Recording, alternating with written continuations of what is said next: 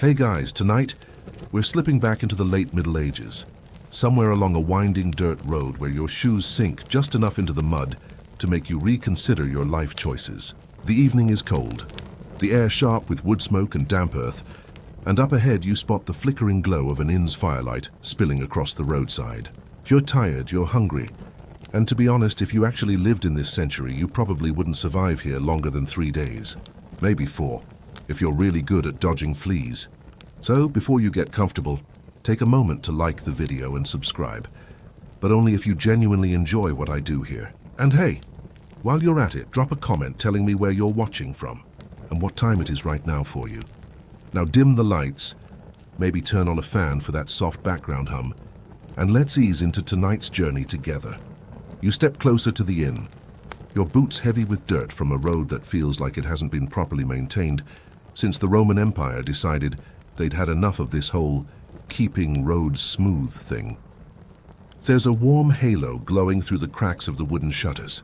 A horse snorts in the dark, tied to a post with a rope that looks one good yank away from giving up entirely. The inn itself leans slightly, as though it's been sighing under centuries of bad weather and worse architecture. As you push open the door, you're met with the kind of smell that only medieval hospitality could produce. Wood smoke, damp wool, stewed meat, ale, and a faint background note of something musky. You don't want to think about it too hard. The room is dim, lit by a central fire pit where logs crackle with sparks that drift upward into the smoky air. A few candles gutter along the tables, dripping wax into little rivers that harden into misshapen lumps. Travelers are scattered around the room, a merchant with his hands wrapped around a mug, eyes half closed. A couple of pilgrims hunched together, their cloaks stiff with dust, and a group of men who may or may not be soldiers, judging by how much louder they laugh than anyone else. Their boots, you notice, leave small trails of mud, straw, and whatever crumbs they've dragged in. Somewhere beyond the main room, you hear the clatter of pots in the kitchen, punctuated by a low grumble of voices. And beneath it all, you hear something smaller, a soft rhythmic rustling along the floorboards, almost like tiny brushes sweeping back and forth. At first, you think it's the rushes underfoot being shifted by the breeze. But then you see it, a small round creature scuttling quickly across the floor before vanishing under a bench. Yes, that's right. You've just spotted your first medieval kitchen hedgehog. Congratulations. The innkeeper, a broad man with cheeks flushed by heat and ale, notices your curious glance. He gives a little shrug as if to say, "Yeah, of course, that's normal," and goes back to wiping a cup with a cloth that looks like it hasn't been truly clean since Charlemagne was crowned. You sit down on a low bench, trying not to inhale too deeply because while the fire is cozy, the smoke seems to have made itself very comfortable in your lungs. There's something strangely soothing about the place, though. The crackle of logs, the low murmur of voices, the shuffle of straw underfoot. You notice the floor is layered not with boards, but with bundles of rushes and straw that are meant to absorb spills and smells. Spoiler alert, they don't. What they do manage to absorb, however, are insects, crumbs, bits of spilled stew, and things you probably don't want to catalogue before dinner. It's basically a pests all-you-can-eat buffet. And that's where the hedgehogs come in. You watch as another little spiny shape ambles along the edge of the room. Its nose twitches, and it pauses just long enough to snap up something small and scuttling that you're grateful to not have identified. If you've ever seen a modern Roomba bump gently into a chair leg, you'll recognize the same determined energy here, except this one is alive, bristly, and occasionally makes a snuffling sound like it's thinking really hard. There's something comforting in that, in knowing that while you're sitting here hoping your stew doesn't have too much mystery meat in it, the hedgehogs are quietly doing their job. Pest Control Medieval Edition. Of course, inns in this era weren't just cozy resting spots. They were hubs of travel, gossip, and occasionally international politics. Imagine this. It's the year 1415, and news of Henry V's stunning victory at Agincourt is spreading like wildfire across Europe. Places like this inn are where travelers carry those stories. One person mutters it at a table, another picks it up. And by the time it reaches the next town, the story is already inflated with extra details. Maybe Henry fought with a flaming sword, or maybe the French knights tripped over their own armor. Who's to say? Historians still debate which parts of the tales that spread through roadside inns can be trusted, and which were just medieval clickbait. Meanwhile, You're just glad your mug of ale tastes vaguely like ale, and not like something that's been strained through a sock. The innkeeper makes his way over, his heavy boots crunching the rushes. He places a bowl of stew in front of you, the steam rising to warm your face. You take a cautious sip. It's hearty, thick and salty, exactly what you need after a long road. But you notice a small movement under the table, a little nose poking around, hoping for a drip of broth or a scrap of bread. The innkeeper follows your gaze and grins. "They keep the vermin down," he says, his voice gravelly but amused. "Better than a cat sometimes. Cats wander off. Hedgehogs don't." He says it as though it's the most natural arrangement in the world, and in this place it probably is. You lean back on the bench, listening as the fire pops again, a burst of sparks swirling upward. The sound of conversation rises and falls, blending with the clink of mugs and the low shuffle of boots on straw. It's a rhythm older than the walls themselves, a soundtrack of weary travelers unwinding after the road. And underneath it, the small, steady rustle of hedgehogs, quietly tidying the edges of the world so no one else has to think about it. One of the soldiers at the far table notices a hedgehog near his boot. He chuckles, lifting his foot just in time for the little creature to trot past. "Better guard than half the watchmen I've known," he says to his companions, earning a round of laughter. The hedgehog doesn't even flinch, focused entirely on its foraging. You sip your ale again and the warmth spreads through you. Outside, the wind moans against the shutters, but inside the inn there's a sense of containment, of being held in a pocket of light against the vast, dark countryside. You can almost feel the centuries folding around you, pressing gently like the weight of a heavy blanket. In that moment, you realize that comfort here is relative. Comfort is a warm fire, a bowl of stew, a bench to sit on, and the quiet assurance that the floor won't be overrun by rats in the middle of the night. You can thank the little hedgehogs for that. They shuffle tirelessly, like spiny janitors of the night, keeping chaos at bay one beetle at a time. The hour grows later, and the inn quiets. A minstrel in the corner plucks a few gentle notes on a lute, the sound thin but soothing against the hum of voices. A pilgrim coughs softly, tucking his cloak around him. The air smells more strongly of smoke now, and your eyes sting slightly, but you don't mind. The warmth of the fire makes your limbs heavy, your thoughts slow. You're surrounded by strangers, yet the shared stillness makes it feel oddly communal, like you're all part of a temporary family, assembled by the accident of travel. And when you glance down again, you catch sight of another hedgehog, this one smaller, perhaps younger, nosing along the base of the wall. It pauses, sniffs, and then disappears beneath a low shelf stacked with mugs. You can't help but smile. In a world that feels harsh and uncertain, there's something soothing about knowing even the smallest creatures have their place. The inn creaks as the wind presses against its frame, but the fire holds steady. You lean into the sound, into the dim glow, into the strange comfort of the hedgehog-guarded hearth. Tomorrow the road will call again, but for now you are safe. And as the flames flicker lower, you begin to notice something new in the shadows beyond the firelight. The faint outline of a doorway leading to the kitchen, where more stories and more hedgehogs are waiting. The fire settles into a slower rhythm as you lean closer, feeling the warmth seep into your chilled fingers. Sparks dance upward with every shift of the logs, tracing quick orange lines before vanishing into the thick haze of smoke that clings near the rafters. The inn creaks around you, timber bones sighing in the night. And from that kitchen doorway, the one you noticed earlier, comes a steady stream of sound. The clatter of a pot lid, a splash of liquid onto hot stone, and the faint scuffle of hedgehog feet patrolling the shadows like tiny soldiers on night duty. You rise from your bench, partly to stretch, partly because the kitchen seems to be tugging at your curiosity like a loose thread. The air grows warmer as you step toward it, the smoke of the common room blending with the richer scents of roasting meat and fresh bread. Your stomach rumbles. The innkeeper glances up from his cup as you approach. "Careful in there," he says, his grin half warning, half teasing. The cook doesn't take kindly to uninvited visitors. "Neither do hedgehogs, I imagine," you answer. He chuckles. "Aye, though they're friendlier than the cook." The doorway leads into a smaller chamber, glowing with firelight from a broad hearth, its stone opening wide enough to roast an ox if one were patient enough. Flames flicker across blackened iron pots and spits, casting long shadows that seem to sway in rhythm with the smoke.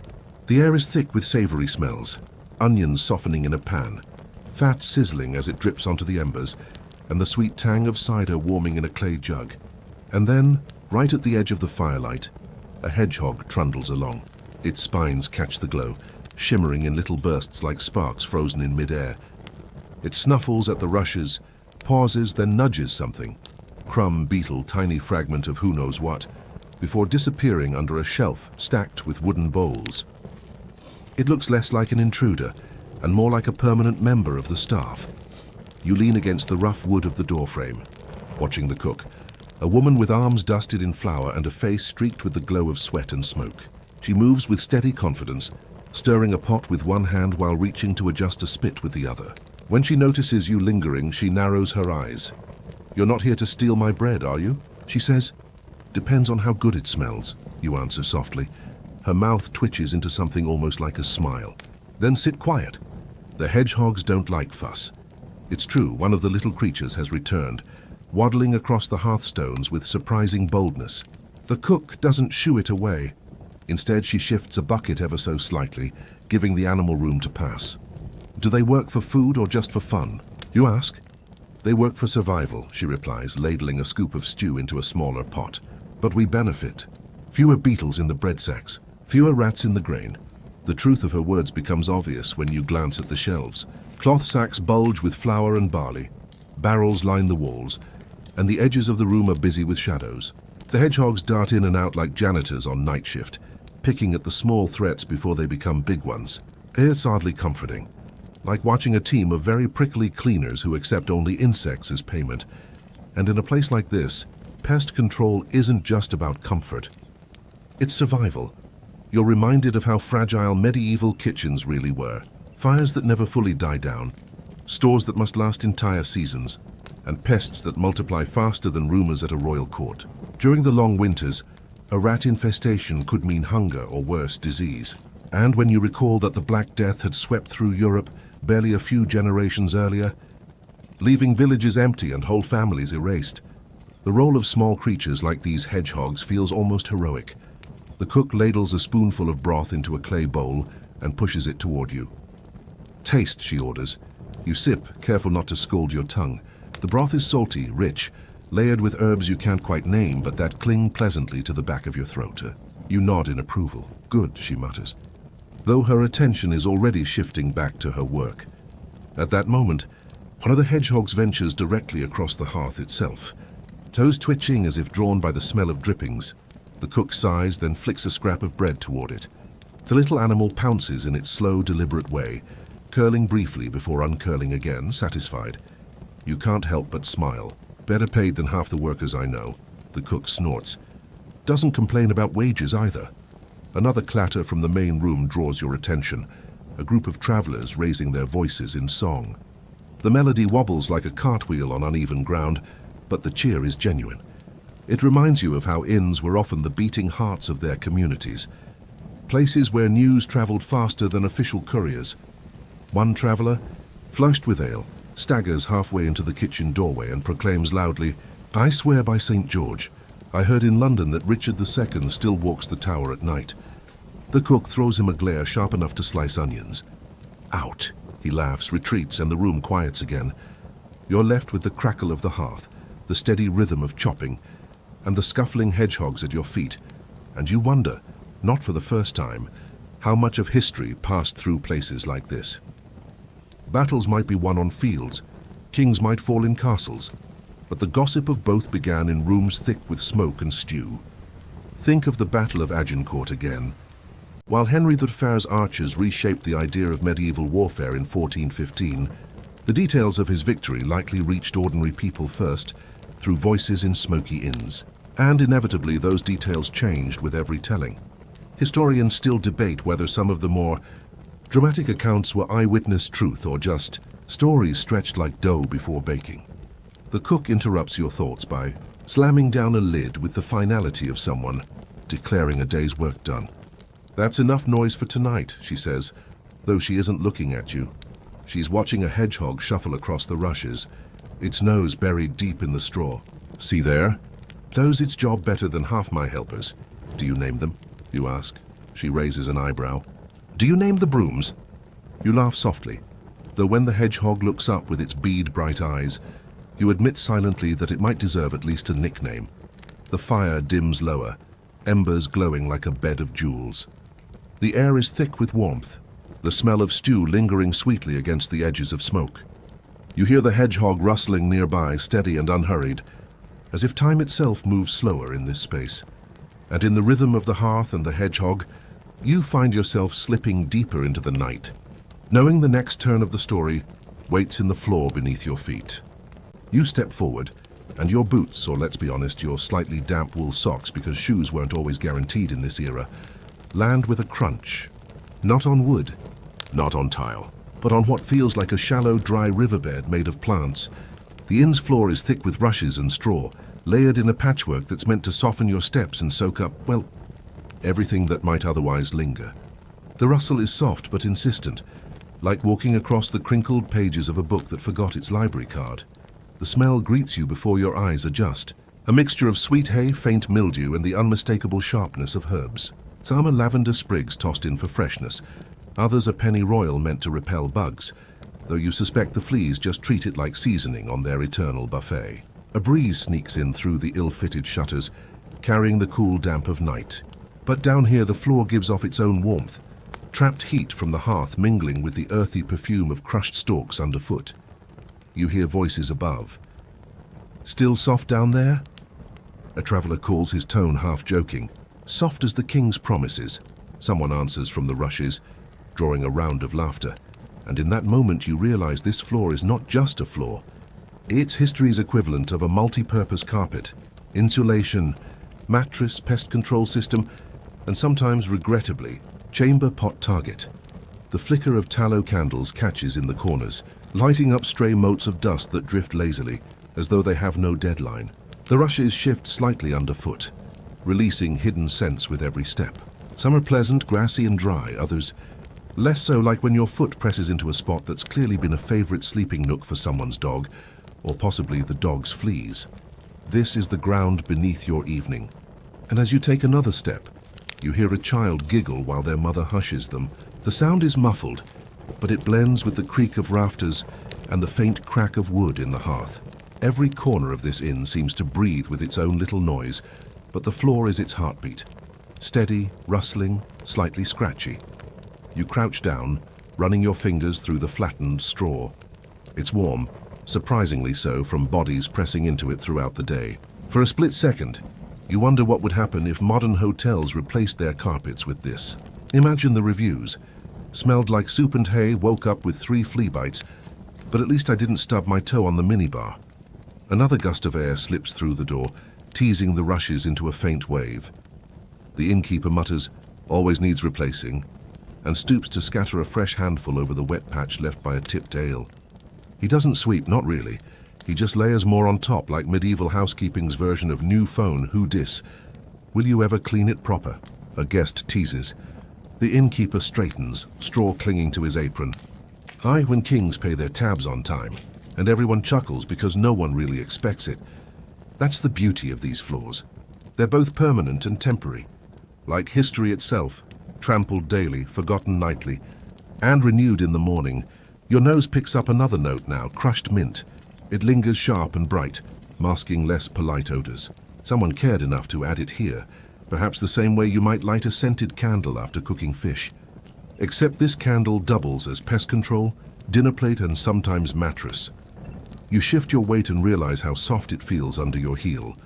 There's a springiness that surprises you, almost like memory foam, if memory foam had the added bonus of hosting a mouse family beneath it. The mouse squeak confirms your suspicion, darting out to snatch a crumb. You follow the sound toward the darker corner, where the rushes rise in uneven mounds. The candlelight barely touches them, leaving patches of straw in shadow. Your ears catch it, the faint scratch of claws, the whisper of tiny movements just below. The floor is alive, bustling with unseen companions, each as much a tenant here as the travelers upstairs. Now imagine this. Henry V once walked across rushes, not unlike these after his triumph at Agincourt in 1415. The very same type of floor that soaks up spilled ale at this inn once cushioned the boots of victorious knights. And yet here you are, just trying not to trip on a clump of straw while some flea makes a 6-course meal of your ankle. History really doesn't discriminate. A less famous, though oddly fascinating fact, rushes were sometimes sprinkled with dried rosemary to improve the air. Not improve as in smells like a spa, but improve as in maybe it won't kill you to breathe. This. Historians still debate whether it worked or just gave the rats a better-smelling playground. Mother, will the straw prick me? You hear a child's whisper from a nearby mat. No, love. The pricks only come when you marry, the mother replies, laughter slipping into her voice. The room chuckles softly, and even the innkeeper shakes his head. Every sound seems muted, softened by the straw beneath. A mug clinks, but it's swallowed quickly, muffled like footsteps in snow. The floor takes all the harshness and wears it down into something quieter, gentler. They're strangely comforting. The way this rustling bed of plants catches everything and turns it into a hush. Your hand grazes the wall, cool stone rough under your palm, while your toes feel the warmth of straw that's been pressed flat. That contrast, stone cold and straw warm, reminds you that medieval life was never neat. It was layers upon layers, some fragrant, some foul, but always tangled together. And so you linger here, listening to the little orchestra, the crunch of straw, the whisper of mice, the occasional human snore. The floor seems to breathe with you, like it's drawing you deeper into its story. For in the end, it's not just something you walk on, it's something you share your night with as your eyelids grow heavier.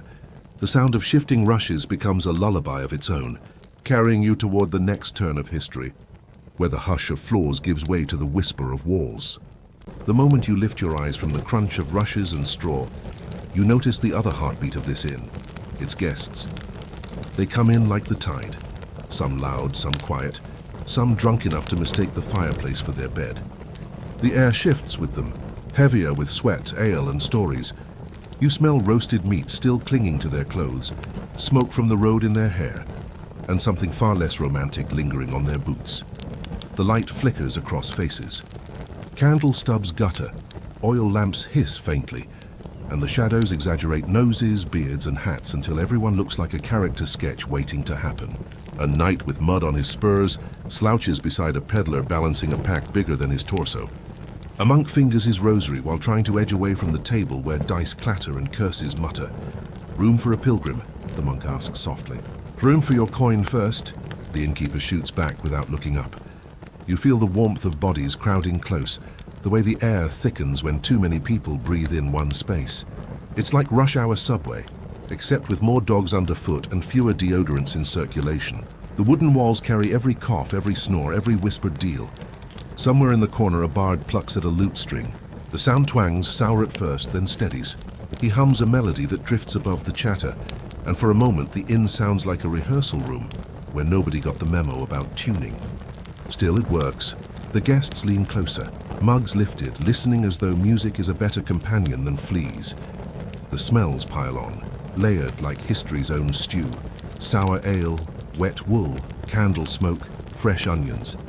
You shift and feel the heat of the hearth pressing one cheek, while a draft sneaks under the door to chill your other. That contrast is sharp, making you shiver and sweat at once. "Any rooms left?" a traveler asks, shaking rain from his hood. "Plenty," the innkeeper answers dryly, "if you don't mind sharing with 3 snores and a chicken." And sure enough, a chicken struts past your boot, feathers ruffled, indignant as royalty. Nobody blinks. Guests in this place include not only merchants and pilgrims, but livestock, dogs, and once, if you squint, maybe even a goat perched like an unimpressed critic on the windowsill. Now, history tells us, after the Battle of Bosworth in 1485, where Richard III famously lost both crown and life, many returning soldiers ended up in inns just like this one, carrying mud, rumors, and loot. Imagine sitting at your table while a man who fought at Bosworth tries to haggle the price of your ale with a blood-stained dagger still tucked in his belt. Hospitality wasn't just a business, it was survival diplomacy. A lesser-known tidbit, inns often doubled as makeshift post offices. Travelers carried letters and passed them along, so the person next to you on this straw-strewn floor might also be the medieval equivalent of your mailman.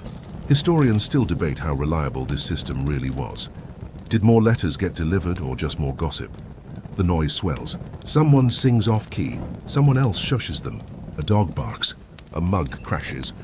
The sound bounces off low beams and rough plaster, coming at you from every angle until it feels like you're wrapped in a quilt of voices, each patch stitched with its own story. You glance at the door as it creaks open again, letting in a burst of cold night air. A figure steps through, cloaked, dripping from the rain. Heads turn. There's always that hush when a stranger arrives, the collective calculation of friend, threat, or just someone who'll take the last ale. "Evening," the stranger says. His voice is deep, unbothered. "Evening," the room replies, but not quite in unison. It's a rhythm you recognize now. Suspicion first, then curiosity, then acceptance, provided the newcomer pays. Coins clink, the universal password. The shadows shift as another log drops in the hearth, sparks snapping like impatient fingers. The fire's warmth pushes deeper into the room, gilding faces and softening edges. You watch how it makes even the weariest guest look like part of some living painting. One with smudged details and questionable smells, sure, but alive all the same. You can almost hear the walls sigh. Their plastered surfaces have absorbed centuries of nights like this. Arguments, laughter, deals, betrayals. If they could speak, they'd probably start with, "Please stop leaning your greasy hair on me." "Pass the bread," someone mutters. "Get your own," comes the reply.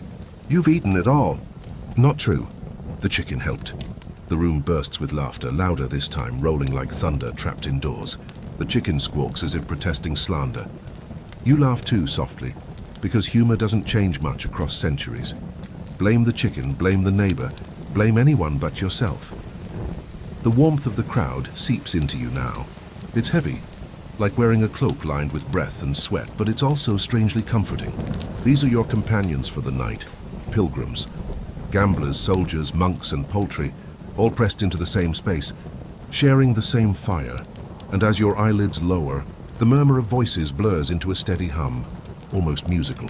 The inn itself feels like it's humming with you, promising that tomorrow new guests will arrive, new stories will unfold, and these walls will keep listening. But for tonight, you rest among them, drifting deeper, as the laughter fades into snores and the fire glows low. Beyond the rushes, beyond the chatter, the walls themselves seem to lean closer, ready to whisper their secrets when the guests are gone. The night has stretched long, the common room's roar softening into a muddled murmur, when you begin to notice the real performance, the innkeeper moving among the guests like a conductor. He doesn't raise his voice. He doesn't need to. He lifts a candle stub to one table, tucks a blanket at another, drops a word here, a coin there. His eyes flick sharper than the flames, always calculating. You realize his true craft isn't pouring ale. It's bargaining with survival. The light plays tricks on him, highlighting his profile one moment, sinking him into shadow the next. His apron smells of onions and wood smoke, and his hands are dry from ash and heat. His gait is heavy but quiet, the tread of someone who knows every loose board. When he leans near you, his breath carries a faint tang of ale, though you suspect he's been nursing the same cup all evening. "Comfortable enough?" he asks, voice low. "As much as the rushes allow," you answer. "They'll scratch less once you've had more ale," he says with a thin smile, moving on. The air is warm, almost too much, as if the hearth and the bodies have conspired to boil everyone like dumplings. A cool draft snakes in when the door opens briefly, and you find yourself grateful. The mixture of scents grows heavier. Sweat, wet leather, horse tack, tallow smoke. But the innkeeper weaves through it all unfazed, like a man swimming in his own pond. You watch him settle accounts. A merchant protests at the price of a bed. "It's half straw, half goose feather," the merchant complains. "It's half dry too," the innkeeper counters. "That costs extra." The guests chuckle and the merchant grumbles but pays. Coins clink into the innkeeper's pouch, their sound more satisfying than the bard's entire lute performance. You realize money isn't just survival for him. It's leverage. Each coin is a pact. You've read, or maybe half remember, that in 1215, when King John was forced to sign Magna Carta, one of the grievances was over unfair taxes and the crown's constant hunger for coin. Inns were their own little monarchies. Here the innkeeper is both king and tax collector, and you are his loyal, mildly itchy subjects. A lesser-known fact drifts through your thoughts. Innkeepers sometimes acted as pawnbrokers. If you couldn't pay, you might hand over your cloak, dagger, or even your boots until you could. Imagine leaving barefoot because you lost a bet and then having to explain that to your wife. Historians still debate whether these transactions were more about hospitality or opportunism. But either way, the innkeeper rarely lost. The bard strums another shaky tune. The fire pops. A hedgehog scuttles boldly across the rushes, nose twitching as if sniffing out unpaid debts. The innkeeper doesn't flinch, probably considers it part of his stuff. You smile because in this place a hedgehog has more job security than most humans. Another round? He asks a weary soldier. Can't pay till morning, the soldier mutters. Then drink slower, the innkeeper says, refilling the mug anyway. That's the bargain. You can't tell if he's generous or just knows debts always come due. His eyes flick to the soldier's belt, where a small dagger gleams. Maybe that will cover the ale later. Maybe it won't. But he remembers always. The noise softens further. A man snores against the wall, mouth open wide enough to catch passing moths. A woman hums softly to a child curled on her lap. The chicken has vanished, likely to roost somewhere warmer than you'd care to discover. Above all, you feel the innkeeper's presence, steady as the beams overhead. At one point, he slips out the side door. You follow with your ears more than your feet. The night air rushes in, cool and damp, carrying the smell of mud and horses. You catch fragments, coins changing hands, whispers too soft to catch, the scuff of boots on wet earth. When he returns, his apron pocket jingles. He doesn't meet your eyes, and you know better than to ask. Deals happen in shadows, not in firelight. You sip your ale, its bitterness grounding you. The room tilts gently, not with drink, but with fatigue. Still, the details press in. The crackle of embers, the scrape of wood against wood, the sigh of someone settling deeper into straw. Even the innkeeper's steps grow slower now, though his eyes never lose their sharpness. He is the last guard, making sure every bargain, spoken or unspoken, holds through the night. Another guest leans across the table. You think he ever sleeps? Only with one eye open, someone replies. You chuckle because it feels true. He seems the type who could hear a mouse sneeze across the rafters, and charge it rent besides. And maybe that's why this place endures. Not just the fire, not just the food, but the quiet bargains that keep order in the chaos. Coin for a bed, a secret for a silence, a smile for another day's welcome. Your head dips heavy and the sounds blur into a soft hum. Footsteps, murmurs, the faint rasp of straw shifting under bodies. Even the innkeeper's movements blur, his bargains suspended until morning. And as you sink further into the warmth, you notice how the rafters above seem to stretch like dark ribs, the bones of the building itself, waiting to share their stories when all human voices finally rest. You breathe it before you see it. The stew has been on the hearth all day, a thick, lazy simmer that clings to the rafters more stubbornly than the smoke curling upward in tired ribbons. The inn has gone quieter now, fewer voices grumbling, but the smell of onions, fat and pepper lingers like gossip that refuses to die. You shift closer to the bench, and the wooden grain under your palm feels warm from hours of elbows leaning there before you. A spoon clinks in a pot, someone's still awake, stirring. It's the sort of sound you'd swear is harmless, until you remember that stew pots in inns were less a recipe and more a career decision. Keep throwing things in and hope no one notices the timeline. You're not eating soup tonight. You're inheriting history. The inn's hearth radiates with a pulse of uneven heat. Sometimes the fire flares startlingly bright, and you squint like you've just opened your phone in a dark room. Then it dies back, smoldering, leaving only the glow of red-orange coals like a city seen from far above. You hear the faint crackle of wood and the quiet hiss of fat dripping from a scrap of meat skewered nearby. Your nose fills with that mingling. Smoke sharp enough to sting, fat rich enough to soothe, herbs earthy enough to make you believe someone here once cared about seasoning. You tilt your head. From the corner, a guest grumbles in his sleep. More salt, he mutters, and the room chuckles under its breath. You can't help but grin. Apparently even dreams in the 15th century involved food complaints. At the hearth, the innkeeper's wife stirs with practiced rhythm. She looks over her shoulder at you. Still awake? She asks, her voice half amusement, half challenge. Hard to sleep with this perfume, you answer, and she smirks. Perfume? Smoke and cabbage? She shakes her head. You've not smelt perfume, then. The other guests nearby chuckle softly, the sound rising like bubbles in the stew itself. The hedgehog from earlier scuttles again, circling the hearth. It pauses, nose twitching toward a piece of bread dropped hours ago. The creature drags it away, triumphant, like a banker carrying off an unclaimed coin. It's absurdly efficient. You imagine this tiny animal managing inventory better than some actual accountants you've met. The air thickens. The stew isn't just food, it's the inn's signature. Every inn had one. A pot never truly emptied, always kept alive like sourdough starter, or that one group chat that refuses to die. What's in it now? Mutton bones from yesterday. A carrot thrown in this morning, barley swelling like it's trying to impress the locals. Bread is dipped into it, filling bellies, softening hard crusts. A guest tears his loaf in half and sighs with satisfaction, as though he's dining at a king's banquet. The irony isn't lost on you. In 1415, King Henry V was feasting on spiced swan after the Battle of Agincourt, while common folk like these men settled for stews with questionable timelines. And yet, in this smoky room, there's an odd sense of equality.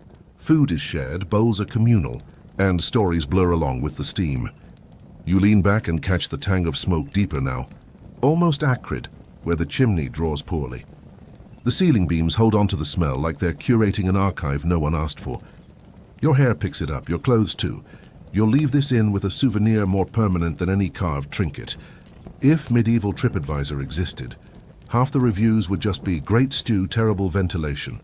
Mind the pot, says a traveler passing behind you, clutching his cloak closer. Burn your tongue, you'll curse the house. You already cursed it when you stepped in, the innkeeper quips, and the man grunts, conceding the point. The stew pot is heavy, blackened with years of fire, its rim stained with layers like tree rings. Historians still debate whether this style of continuous cooking was hygienic brilliance or culinary recklessness. What's certain is that nothing here was wasted. Bones boiled until brittle, herbs until they collapsed, bread until it melted away. Waste nothing, gain flavor, or a questionable stomach. The night wears on. A draft creeps under the door, brushing your ankles with cold fingers. The contrast sharpens the warmth of the hearth until you almost feel cocooned. Someone coughs deep, rattling, the kind that makes you glad you're only passing through. The smoke hangs low, a blanket of grey that seems to press voices down into murmurs. You shift again and the bench complains with a groan. Above, the rafters vanish into shadow, but you swear you see a flicker. Perhaps a candle on the stair, or just your eyes inventing light to keep from thinking about darkness. Another guest leans over to you. "Been on the road long?" he asks, his accent heavy, his eyes red from drink. "Long enough to sit here and wonder if that stew started in the last century," you reply. He laughs, slapping the table. "Then you'll live forever. Our stew's immortal," the innkeeper overhears. "Immortal until someone pays for the salt," he mutters, ladling bowls with the solemnity of a priest. Your own bowl arrives, steaming. The taste is complicated. At first it's warm, filling, reassuring. Then a hint of something metallic. Then sweetness from carrot, then bitterness from cabbage. It's a negotiation in your mouth. You swallow and the smoke lingers, weaving with flavor. You realize why people kept coming back. Not because it was delicious, but because it was alive. A constant presence that offered both food and familiarity. As you sip, you recall a lesser-known fact. Hedgehogs themselves sometimes appeared in recipes, roasted with spices, despite their role as kitchen helpers. You glance down at the scuttling creature now and silently promise not to betray it. The hedgehog sneezes as if it heard you. The stew pot bubbles again. You watch fat glisten on the surface like small suns breaking through fog. The smell grows richer, layered. Wood smoke biting at the nose, barley swelling with earthy comfort. Onions softening into sweetness. Herbs releasing sharpness like whispered secrets. Your senses drown in it, until even your own memories seem flavored. And then silence, no, not silence, but the hush when voices thin and the pot's simmer becomes the loudest presence in the room. It is a lullaby of bubbles, an anchor in the night. You close your eyes briefly, letting the smoke sting your eyelids. The warmth, the heaviness, the relentless stew. It's all dragging you towards sleep. But before you drift, you notice something. A door at the far end of the room, half hidden, from which wafts a colder draft. Carrying not smoke or stew, but something else, an earthy, straw-scented freshness. Perhaps the kitchen's other secrets lie there, waiting for your step. You rise from your bench, the stew sitting heavy in your stomach like an anchor, and that half-hidden door pulls at you again. The draft is colder now, sharper. A ribbon of night air slipping past the hearth's heat. You move toward it, boots whispering over rushes and crumbs, and the hinges sigh when you press. The sound is long, thin, like the inn itself is reluctant to share what lies beyond. The air changes instantly. Smoke and onions fall away, replaced by something earthier, something stale and sour like damp cloth shut in a chest for too long. Your nose wrinkles. The shadows here are denser, the light from the common room dying quickly, leaving you with only a dull wash of glow that makes the corners feel deeper than they are. The floorboards underfoot creak as if they've memorized secrets and resent you for stepping on them. A rat skitters along the wall, tail dragging like a quill, leaving an unwanted signature. You pause, listening. Somewhere muffled you hear coughing, wet, thick, the kind that drags at the chest. It seeps through the boards above or maybe below. Hard to tell. Your skin prickles. You are suddenly reminded that inns were not just safe havens, but also crossroads. Places where news, goods, and unfortunately diseases all traveled faster than a medieval horse courier. You hear a voice from the darkness ahead. "Shut the door," it rasps. You hesitate, then let it fall halfway closed, dimming the light further. "Better," the voice mutters. Your eyes adjust. You see a man hunched in the corner, wrapped in blankets that look more grey shadow than cloth. His breath rattles, each inhale like air squeezing through wet parchment. He glances up at you, eyes dull but alert. "You're not a priest," he says. "No," you answer. "Just curious." "Curious gets you dead in here," he coughs, spittle dark against the floor. The words sting more than the smoke earlier. You suddenly recall that plague swept through Europe in waves, most infamously the Black Death of 1347-1351, which carried off nearly half the population. Inns like this one became unwitting theaters in that grim play, with travelers ferrying more than tales between towns. You shift your weight uneasy, realizing that what clings to the air here isn't just dampness, it's fear fossilized into atmosphere.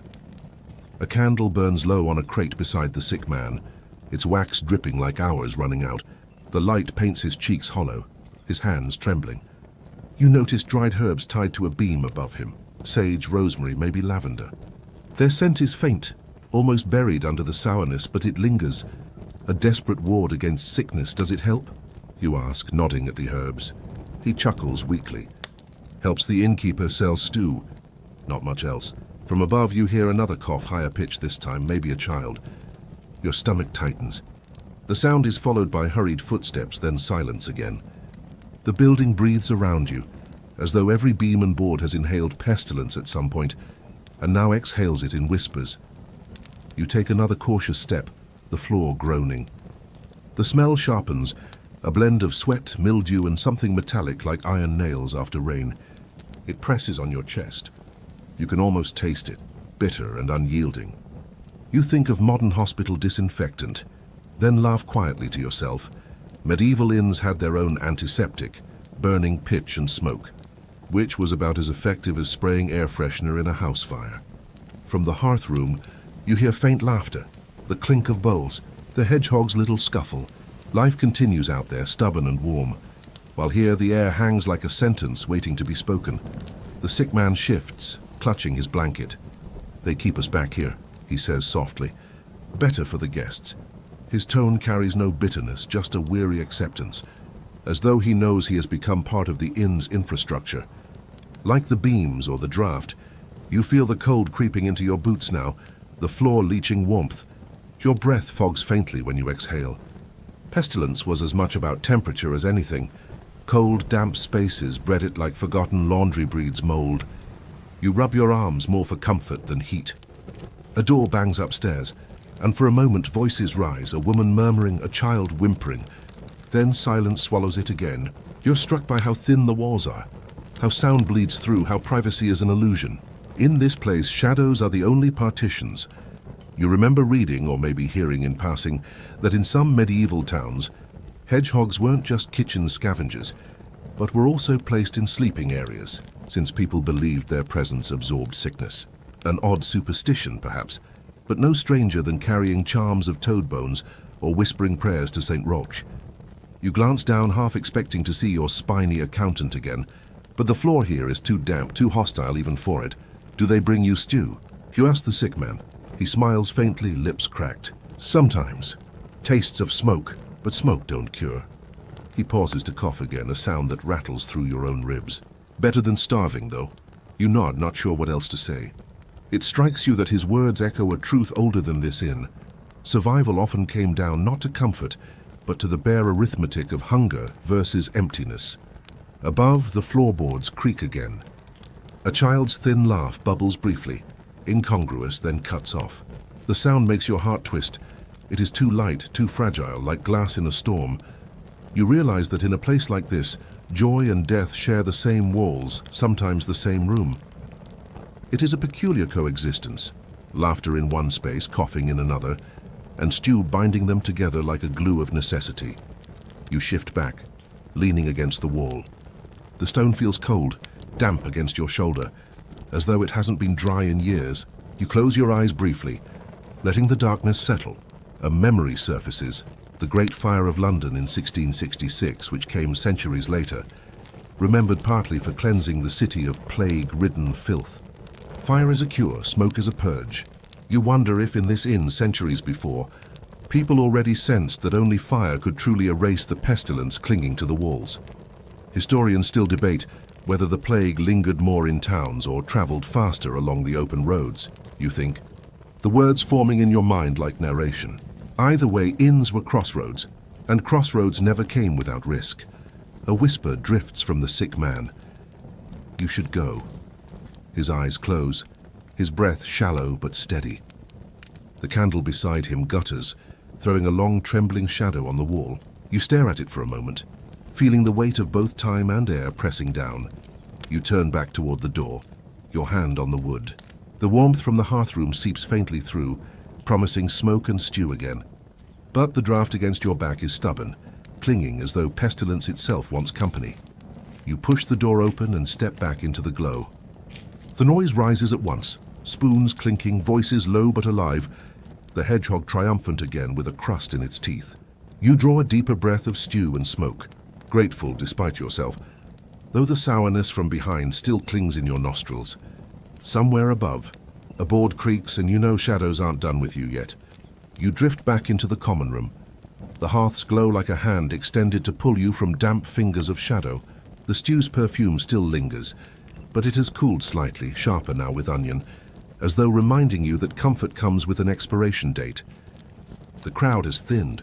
A few men slump against the wall, mugs slipping in loose hands, while a woman gathers her shawl closer and leans into sleep with her chin balanced precariously on her chest. You glance around. Night companions reveal themselves differently in a place like this. Some of flesh and bone, drifters, storytellers, gamblers too stubborn to surrender. Others are smaller, quieter, the unofficial night staff of every medieval inn. Hearth scurries bold as brass near the rushes. The hedgehog makes a triumphant reappearance, this time hauling a beetle half its size, like a medieval delivery service where the package fights back. You watch it vanish beneath a bench, the straw twitching. From the rafters above, an owl gives a low, muffled hoot. It's not supposed to be indoors, of course, but medieval buildings had holes big enough for sound, or sometimes whole birds, to wander through. You glance up, half expecting two gold eyes to glare down at you like misplaced lanterns. Instead, the rafters only creak, echoing with the sound of someone rolling over in their loft. The fire is settling into embers now, pulsing red, with a few logs giving small sighs as they release smoke. The warmth has grown patchy. Your shins toast while your back cools, the air shifting unevenly with drafts from the shutters. It's the kind of comfort you accept because you can't control it, like sitting in a modern budget airline seat and convincing yourself, oh, no, really, my knees love this new shape. You ease onto the bench again. A man at the next table stirs, half dreaming, and mumbles, "Keep the cards close." His hand lifts weakly in his sleep, swatting at imaginary gamblers. You suppress a laugh. Even unconscious, humans keep playing the game. Across the room, the bard is still awake, plucking absently at his lute. The strings are out of tune, but the sound is softer now, more like a lull than a performance. He notices your glance. "You still up?" he whispers. "Too noisy to sleep," you whisper back. He grins faintly. "Noisy's safer." The words hang for a moment, resonating with the coughs and whispers you heard earlier through that back door. Safe is relative, you think. especially in a world where pestilence might be sharing your bedroll. The hedgehog resurfaces, earning another ripple of amusement from a half-wakeful guest. "You're inn's finest guard dog," someone mutters, drawing a soft chuckle. There is comfort in watching the little creature's predictable patrol, its spines bristling as it trundles between crumbs and shadows. Hedgehogs weren't just tolerated in kitchens, they were sometimes encouraged, their appetite for insects making them surprisingly valuable companions. You imagine them as the medieval version of antivirus software, spiky, slow, and possibly confused, but doing the job. Another sound breaks through, hoofbeats on the road outside. They're slow dragging, not the brisk clatter of a messenger, but the weary plod of a late traveler. A dog barks distantly, then goes silent. You hear the scrape of iron against stone as hooves shuffle near the door. The room stills. Even half asleep, people sense the arrival of someone new at night. The door creaks open, letting in a gust of cold, and a cloaked figure enters. Mud streaks their hem, their hood drawn low. The innkeeper rises from his corner as if pulled by a string, all weariness shaken off. "Late hour for travel," he says softly. The figure's voice emerges hoarse but steady. "Better the dark road than the dark house." The innkeeper nods, understanding more in that single phrase than you do. He gestures to a bench. A bowl of stew is ladled without another word.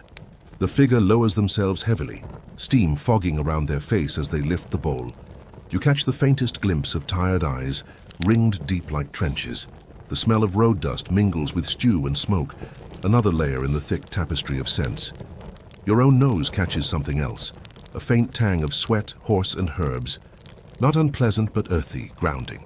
It reminds you that medieval inns were patchwork communities, messengers beside monks, merchants beside beggars, all stitched into one restless quilt by the loom of night. You lean back, closing your eyes for a moment. Sleep in a place like this is never total. You drift in shallow waves rocked by the rhythm of sound, the bard's soft plucking, the faint whistle of wind squeezing through shutters, the scratch of tiny claws over rushes. Somewhere upstairs a child murmurs, then is hushed. The whole inn feels like one sprawling body, each floorboard and rafter a rib, each cough or murmur a breath. A voice interrupts. "Ever seen battle?" You open your eyes. The cloaked figure is watching you now, spoon paused mid-air. "No," you reply. "Smells the same," they mutter. Then return to eating. You wonder at that, whether the mingling of smoke, sweat and fear binds battlefield and inn alike. The thought feels too heavy to pursue, so you let it drop. History offers you its reminder. The 100 Years' War, raging across France and England, through much of the 14th and 15th centuries, scattered soldiers and refugees across the continent. Inns swelled with their stories, their scars, and sometimes their diseases. War wasn't just fought on fields. It dripped into kitchens and crowded rooms like this, carried on cloaks and coughs. Your eyes wander again to the hedgehog. It has discovered a scrap of bread and is chewing industriously, tiny jaws working like a clock. You smile. Amid all the heaviness of history, here is a creature that doesn't care for kings or plagues, only for crumbs. Their refreshing perspective. The bard plucks another discordant note and mutters, "Still better than silence." "Debatable," grumbles the half-dreaming gambler. "Historians still debate plenty," you say lightly, surprising yourself by speaking aloud. The bard chuckles. The gambler snorts and rolls over. You lean into the bench, feeling the wood's uneven grain against your back. The warmth is fading further, the fire collapsing into glowing teeth gnawing at blackened wood. Still, the inn holds you, wrapping you in sound and scent. A cocoon stitched from smoke, stew, and the tiny march of nocturnal companions. Somewhere above, another floorboard groans, followed by faint laughter that does not sound entirely awake. The night is far from finished with you. The bench beneath you dips slightly as the cloaked traveler shifts, settling into the fire's half-light with the slow, deliberate weight of someone who has carried more than baggage down the road. You smell damp wool as his cloak loosens, the scent rising like old cellar stone mixed with horse sweat. A cough from the corner interrupts, but he waits, letting silence press down until every spoon stilled, every lute string hummed no more. Finally he begins, voice pitched low and rough, the kind that makes you lean forward whether you want to or not. It is the voice of a man who has walked through storms and found them polite compared to people. "You know the road from Calais," he says. And someone nods, though probably they don't. His words drag images before your eyes. Torchlight on wooden beams. The press of mercenaries jostling through narrow streets. The 100 Years' War slides casually into conversation, like it's gossip from next door. You picture arrows thudding into muddy ground, banners snapping in rain, and think, well, it beats today's workplace politics. Though both end in shouting and questionable rations, the bard mutters, "That was no road. That was purgatory." And laughter sparks like kindling before dying back. The traveller doesn't laugh. Better purgatory than Paris in plague years, he counters, and the room hums with uneasy agreement. The smell of onion stew lingers, and suddenly you wish it were mint instead. He tells of a wagon he once rode, sharing space with soldiers too drunk to notice their boots were missing. One man woke in bare feet and swore the devil had robbed him. More likely his mate. The innkeeper chuckles, shaking his head as though he's heard it all, though you catch his eyes flick up to the beams where rats scuttle, because devils take many forms, some with tails and teeth. The candlelight flickers, catching the scar along the traveller's cheek. "I carried messages then," he says. "Never gold, never jewels, just words. But words weigh more than silver. And men will kill for lighter burdens." You shiver, though the fire pops and releases a warm puff of smoke into your eyes. A guest at the end of the table pipes up. "Was it true then, that Joan heard voices?" His tone is mocking, but his fingers twitch nervously. The traveller's eyes narrow. "She heard enough to rally men who would have fled otherwise. Whether angels or madness, you tell me the difference if an army follows." Silence again, heavy, while someone coughs into his sleeve. Historians still debate whether Joan's voices were divine or delusion. But here, under low beams and greasy smoke, it feels less like history and more like choice. Believe or don't, but know the outcome still burns. Your spoon scrapes the bottom of your bowl. You notice the hedgehog again, nosing at crumbs under the bench, utterly unbothered by tales of war and martyrdom. Perhaps hedgehogs have the right idea. Focus on small victories like a beetle or a crust, and leave nations to their shouting. The traveller shifts again, pulling the cloak tighter. "Once in Burgundy I saw men roast a hedgehog," he says suddenly, and the room jolts. Even the inn's pet freezes, as if comprehending betrayal. They said it cured fever. Might as well roast the cat and call it medicine. A few nervous laughs bubble. The bard plucks a string, muttering, "Better fever than eating spikes." You think about remedies, leeches, vinegar, bread baked with strange herbs. One unusual fact comes to mind. Some believed hedgehog fat cured baldness, smeared generously across the scalp. You glance around at the inn's balding men and wisely keep it to yourself, though you almost imagine one of them eyeing the animal with fresh calculation. The traveller continues, "We shared fleas more than food. Once in Milan I woke scratching so fiercely I thought the floorboards were alive. The inn's straw smelled of damp and sweat, like a compost heap. You've not known misery until you've prayed for morning just to escape the night." The bard strums a note like agreement. And you think of modern hotels. The review sections filled with complaints about pillows too soft, showers too weak. Perspective is everything. You'd trade 100 bad Wi-Fi signals for one flea-free night here. Another guest leans in. "What about the Turks? Did you see the siege?" The traveller exhales slowly, a long breath that seems to stir even the rushes. "Not Constantinople, no. But I heard men speak of it. The smoke like clouds, the sound of cannon echoing for leagues. Walls older than kingdoms breaking like brittle bread. You imagine the fall of Constantinople in 1453, a known turning point. He doesn't describe it as history, though. He describes it as neighbors gossiping about a barn fire. Terrifying, but almost domestic in its telling. The room warms with the weight of his words, though outside you hear the wind clawing the shutters. A dog barks once, sharp and lonely. The hedgehog scuttles away as if to bed. The traveller drinks deeply from his mug, ale foam clinging to his beard. "And yet," he says, softer now, "the road still calls." Even knowing the nights are cold, the inns are draughty, the stew repeats itself until you taste onions in your dreams. "I would walk it again." His eyes glint in the firelight, not with joy but something harder, habit perhaps, or compulsion. Someone whispers, "Why?" The traveller smiles faintly, lines cutting deeper into his face. "Because every story lives out there, and some stories will follow you even here, into the smoke and stew. That is why." The fire gutters lower and shadows stretch across the rafters like long fingers. Around you, guests settle deeper, some sighing, some shivering. You feel the pull of sleep, but also the tug of curiosity, as though the stranger's tale has only begun to untangle. And as you close your eyes for a moment, you hear the creak of the stair above, the promise that the night holds more voices yet. The traveler's words still hang in the smoke when a door near the back creaks open, spilling out a thread of cooler air that carries a different perfume. Sharp, meaty, the tang of something singed a little too long. A round shadow fills the doorway, and then the cook waddles in, apron stiff with flour and fat stains that form an accidental tapestry of medieval cuisine. His face glistens with sweat, though the hearth has sunk low. And you suspect he sweats the way the rafters creak, out of habit. "Saints save us," he grumbles, rubbing his arms as though the night air has teeth. "I thought I'd escaped the stories, but your voice carries, traveler, like a church bell with a hangover." A ripple of laughter stirs the benches, and the cloaked man dips his chin in acknowledgement, neither offended nor flattered.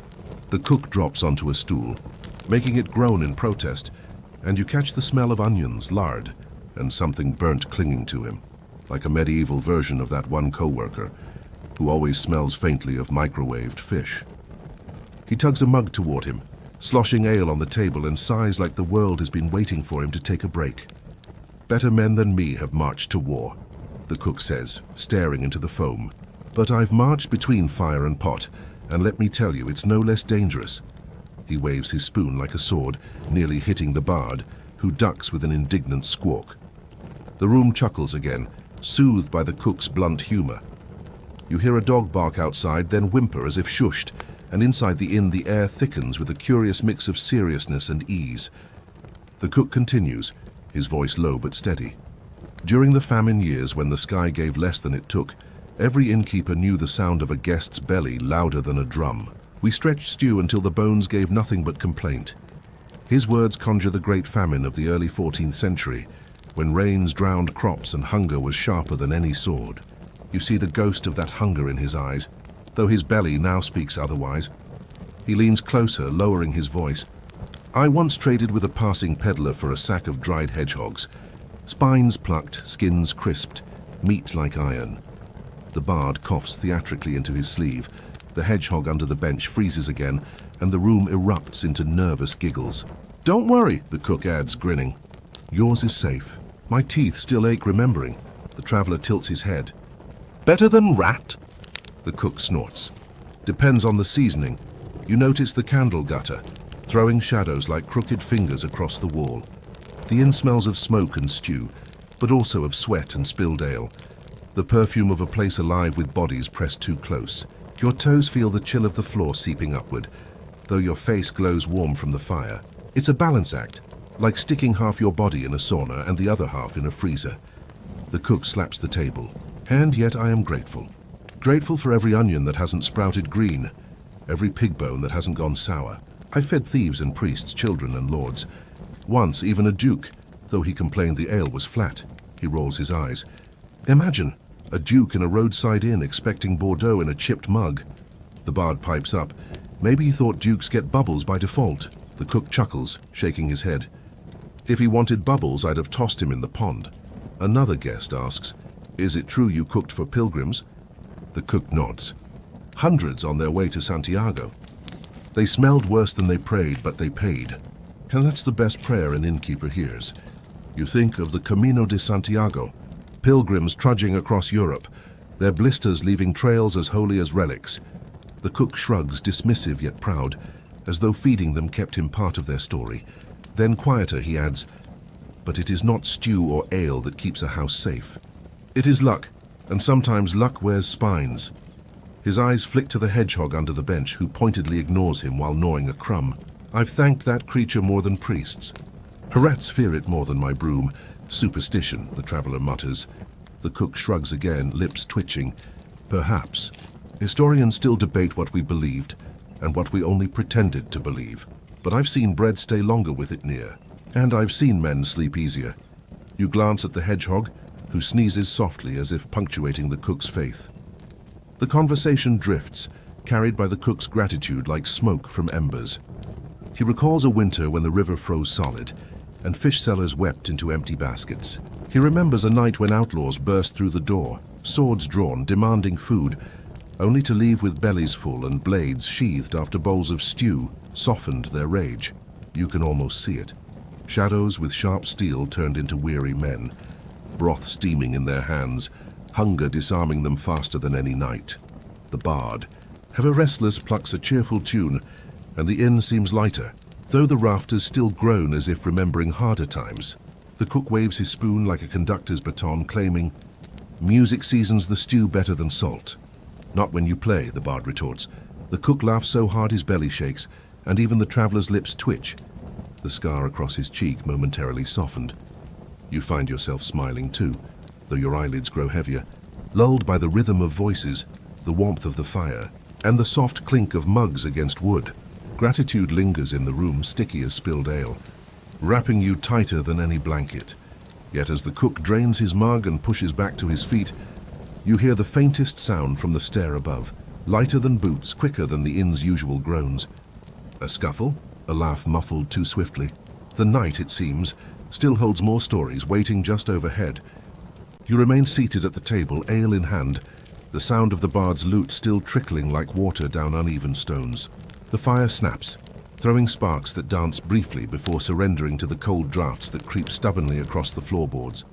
Someone laughs too loudly, then tries to disguise it with a cough. You feel the mug in your hand grow warmer as the minutes pass, your knuckles flushed from both drink and heat. It is a night that pretends at being ordinary. But you know better. In old inns like this, the silence always comes late and always reluctantly. The cook, still lingering with his belly pressing against the edge of a chair, much too fragile for him, smacks his lips as though each word he utters requires lubrication from memory itself. "I tell you," he says, pointing with a grease-shiny finger toward the bard. "In famine, even song begins to taste thin." The bard plucks a string, dry and sharp, answering without words. The sound carries the weight of a jest, one that says your stew was thinner than the air above a monastery roof. You laugh with the others, though it's the kind of laugh that trails off quickly, like bread gone stale after a single day. The traveler leans closer, the smell of damp wool rising off his cloak. "Still," he murmurs, "better a thin song and a thin stew than silence and nothing at all." His voice is rough, like boots dragging through gravel. You hear a scuffle overhead, boards creaking, followed by the muffled slam of something heavy set down too quickly. A chamber pot, perhaps, or a chest reluctantly closed. The sound disappears, but the silence it leaves is sticky, noticeable. The bard, ever quick to smooth unease, raises his voice. "Tell me then, cook, did pilgrims truly pay you better than priests?" "I find that hard to believe." The cook wheezes a laugh, cheeks ruddy. "Better coin from a pilgrim than 10 blessings from a friar. At least pilgrims knew the worth of a bed without lice." He scratches at his arm meaningfully. A joke that lands too close to comfort for you. The room smells of sour ale, onion skins and damp wool socks left to steam too close to the hearth. You imagine Fabrizi being worth more than gold in this place. Instead, there's only smoke curling up the beams, the faint sweetness of spilled mead gone sticky against the floor, and the quiet patience of the hedgehog nestled in its basket by the corner. You wonder if the little creature can still sense betrayal from earlier, when the cook admitted to roasting its cousins. Its nose twitches, then disappears beneath quills. Fair miniature fortress in miniature siege. The bard begins to play again, a tune both jaunty and melancholic, the sort of thing that makes you want to cry and dance at the same time. The room hums along, voices rising, not always in key. Someone slaps the table with an open palm, another joins with a mug-banging rhythm.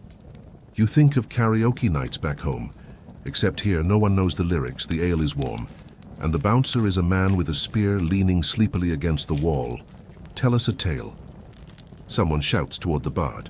"Not of kings or battles, we've had enough of those. Something common, aye? Like why hedgehogs are in kitchens instead of forests." Your ears perk up, curiosity piqued. The bard pauses, considering, his fingers hovering over strings like a man waiting to strike a bargain. "For my, I'll tell you," he says, but only if the cook admits whether his stew pot ever welcomed more quills than cabbages. The cook rolls his eyes. Historians still debate whether hedgehogs in kitchens were pets, pest controllers, or famine food. I say sometimes all three. Laughter again, this time easier. rolling like thunder against the low ceiling. The traveler leans in, elbow knocking yours, his breath tinged with garlic. "In my village," he says, "folk believed hedgehogs could predict weather. If it curled tight, the frost would bite. If it stretched out, the sun was on its way." Useful creatures, even without a spit, the bard strums a playful note. So not only pest hunters, but prophets as well. "A prickly oracle. Better than some bishops," the cook mutters, drawing another roar from the room. The fire spit sparks again. Shadows flicker across the beams, the painted saints above the hearth appearing to roll their eyes at the irreverence. The air grows thicker, each breath seasoned with smoke and song. You feel heat at your cheeks and realize it isn't only the fire. Another exchange springs up. Two merchants at the far end of the table, one swearing that hedgehog meat was once prescribed as medicine for blockages of the chest, the other countering that it was used to cure baldness. "Rub the fat right here," he insists, patting his shiny head, "though I confess it did little for me." You laugh before you can stop yourself. The sound feels good, loose in your chest. It's the kind of laugh that makes you lean back in your chair until the wood creaks alarmingly. Yet amid the merriment, you sense tension, thin as a thread. The scuffle upstairs, the hedgehog's wary stillness, the way the bard's eyes keep flicking toward the stairwell as though expecting someone to descend. To distract yourself, you listen closer to the chatter. A man speaks of the Battle of Agincourt, his uncle supposedly there when English longbows turned French knights into pincushions. He describes mud-swallowing horses, arrows falling like black rain. His voice drops low as though history itself might lean in to correct him. Across from him, another voice counters with something stranger. In Bohemia, they kept hedgehogs to clean kitchens, not of scraps but of beetles. Left to wander, they would snuffle up pests faster than a cat. The cook nods solemnly, as though this were scripture. Faster and less judgmental. You sip your ale, the taste sharp and earthy, foam clinging to your lip. You wipe it away with your sleeve, ignoring the damp patch already there from spilled drink. Your fingers feel sticky. The bench beneath you shifts as another guest squeezes onto it, body heat pressing against yours. The bard raises his voice again, strumming faster now, and the room follows. Feet stamp against the floor. The walls seem to thrum. For a moment you close your eyes, and you could almost believe you're inside a tavern version of a rock concert. Except here, the headliner is a man with 3 teeth missing, and the encore is another round of ale you'll regret tomorrow morning. Through it all, the hedgehog stirs. You glimpse its nose again, a delicate snuffling sound beneath the roar of voices. It stretches cautiously before settling back down. A reminder that even amid laughter and ale, survival requires caution. The cook slaps his knee. "Enough of sorrow and stew, sing us something brighter." The bard obliges, voice lifting in a song about a miller's daughter, a lost shoe and an overly optimistic friar. You catch only half the words, but the room erupts in laughter at the bawdier bits. The song sways like a ship at sea, everyone carried along whether they like it or not. Still that creak above returns, heavier this time. A step, then silence. The laughter below falters just enough for you to notice, before it rushes back like a tide. But you've heard it, and so has the bard. Your mug empties and you set it down with a hollow thud. The warmth in your chest competes with the unease curling at the edges of the room. The night is not done with you yet. And as the song fades, replaced by murmurs and yawns, you glance toward the stairwell. Shadows ripple there, deeper than they should be, waiting for the moment when laughter turns thin and silence claims the room. The common room lingers in its laughter, yet a subtle hush has threaded through it, like a draught curling beneath a door. You sit there, mug heavy in your hand, the echo of footsteps above clinging to your ears long after the lute has quieted. Someone coughs. Another yawns too loudly, and suddenly the night feels stretched like butter scraped across too much bread. You notice how the fire has burned lower, glowing coals crouched beneath ashy husks, shadows stretching into corners where faces blur. A traveler at the far bench lifts his cloak tighter, muttering about chills seeping in from the walls. You realize he's right. The air is sharper now, cool drafts finding your ankles like a cat that won't leave you alone. Outside, the wind presses against shutters, moaning faintly, carrying with it the smell of wet leaves and dung from the yard. Seasons, you think, make themselves known not just in daylight but in the moods of walls and the flavor of air. The bard, as if sensing this, strums softer, no longer jaunty but wistful. The tune winds like autumn fog curling low. He says in half song, half sigh, "An inn is 4 places in one, for it has a season in every stone." His voice ripples through the room, drawing tired smiles. The cook barks a laugh. "Aye, in winter it's colder than a nun's smile, and in summer it's hotter than a blacksmith's forge." He wipes his brow as though summer were already back to torment him. You grin, picturing yourself trying to sleep in July with lice scratching harder than mosquitoes and no fan to rescue you. Medieval air conditioning, a bucket of tepid water tossed over your head, and a prayer you didn't have to share the bed with 3 sweaty strangers. You probably wouldn't last half a night. The traveler nearest you raises his mug. "Spring," he declares. Smells of onion shoots in the broth and autumn. Aye, autumn smells of smoke and spilled cider on the rushes. His cloak rustles, and you imagine the rush mats on the floor absorbing every season like a sponge. The bard nods solemnly. And in every season, a hedgehog has work to do. In spring, they eat the beetles that stir awake. In summer, the worms that fatten on rain. In autumn, the scraps spilled by drunkards. In winter, well, they curl up wiser than men. The hedgehog in the basket twitches as if to affirm this, then sneezes delicately, sending a ripple of chuckles around the room. Someone mutters, "Bless it," like a priest caught off duty. Another merchant adds, "In winter, travelers still come, and the innkeeper must keep beds warm enough to lure their coin, no matter if snow heaps against the door or rivers freeze." He sips and continues, "Do you recall the year of the Great Frost? The Thames itself froze, folk roasted oxen on the ice, you blink. That event you've heard of, the Great Frost Fair of 1683, when Londoners danced and feasted on a frozen river. To imagine such a thing here, though, where the shutters rattle against even a mild wind, makes you shiver." The cook, not to be outdone, scratches his chin. "In famine winters, they roasted hedgehogs for survival. Historians still debate whether it was desperation or delicacy." He glances at the basket with mock apology, earning groans from the crowd. "Better famine than summer fleas," someone shouts, slapping his leg. The laughter rebounds, warm enough to ease the draft. The smell in the room changes with every draft of the door. When someone slips out toward the yard, you catch night air sharp with dung and damp hay. When the door closes again, the scents shrink back to smoke, stale beer, and wool. It's as though the inn inhales and exhales seasons with every guest that passes through. The bard plucks faster now, telling of roads turning to rivers in spring, wagons mired in mud, horses refusing to budge. A man in the corner nods, insisting, "Aye, in my youth I lost 2 boots to spring mud. Kept the feet, thank God, but the boots are buried still." The room laughs at his misfortune, though you silently admit you'd have wept like a toddler losing candy. Then comes summer talk, flies buzzing so thick around the kitchen that stews tasted like they'd come pre-seasoned. You gag softly at the image, thankful your own kitchen experiences involve fridge magnets instead of winged protein. "Autumn is the best," the traveler declares. "Harvest fills the pots, apples in every pie, barley for ale. You smell it before you see it." His voice carries a nostalgia that hushes the room for a moment. "You can almost taste it yourself. Sweet cider tangling with wood smoke, bread crust splitting under a knife.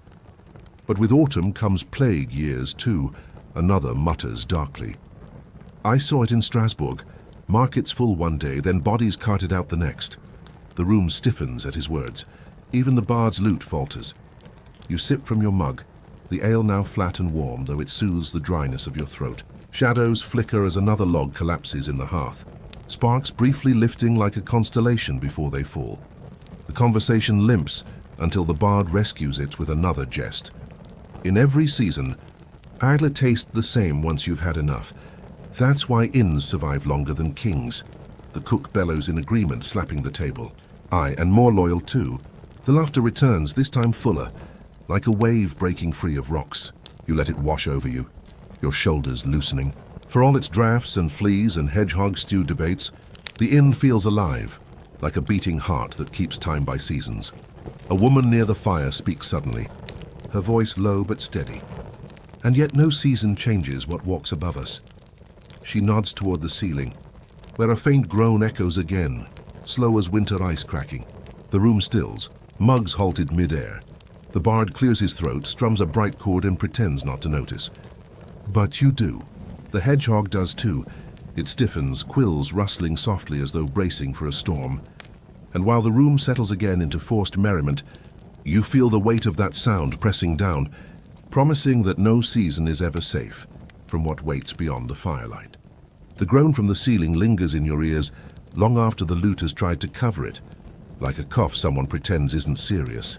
You watch the faces around you stiffen and then melt into forced smiles, every mug raised a little too quickly, every laugh landing a little too sharp. Yet the corners of the inn tell another truth. Corners never lie.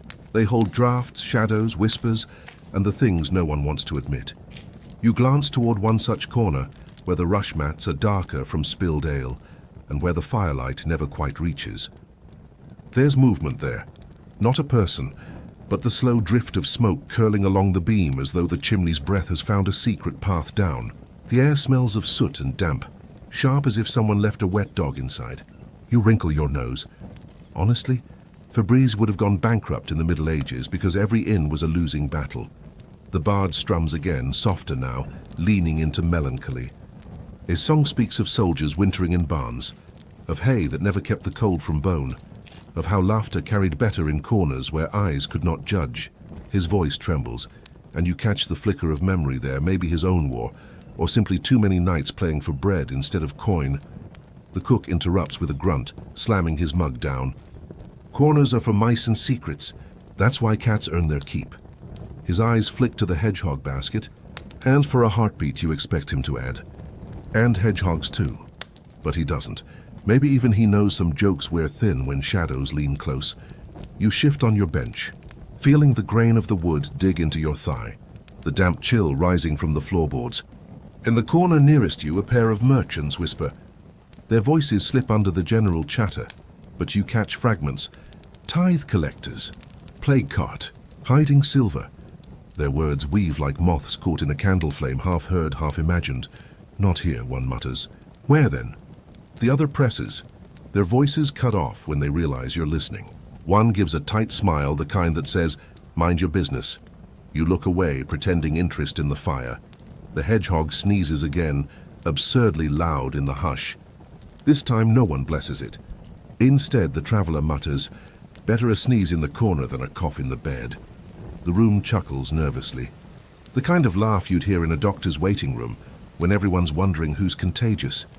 It makes you think of plague years again, of corners where bodies were tucked away when carts didn't come quickly enough.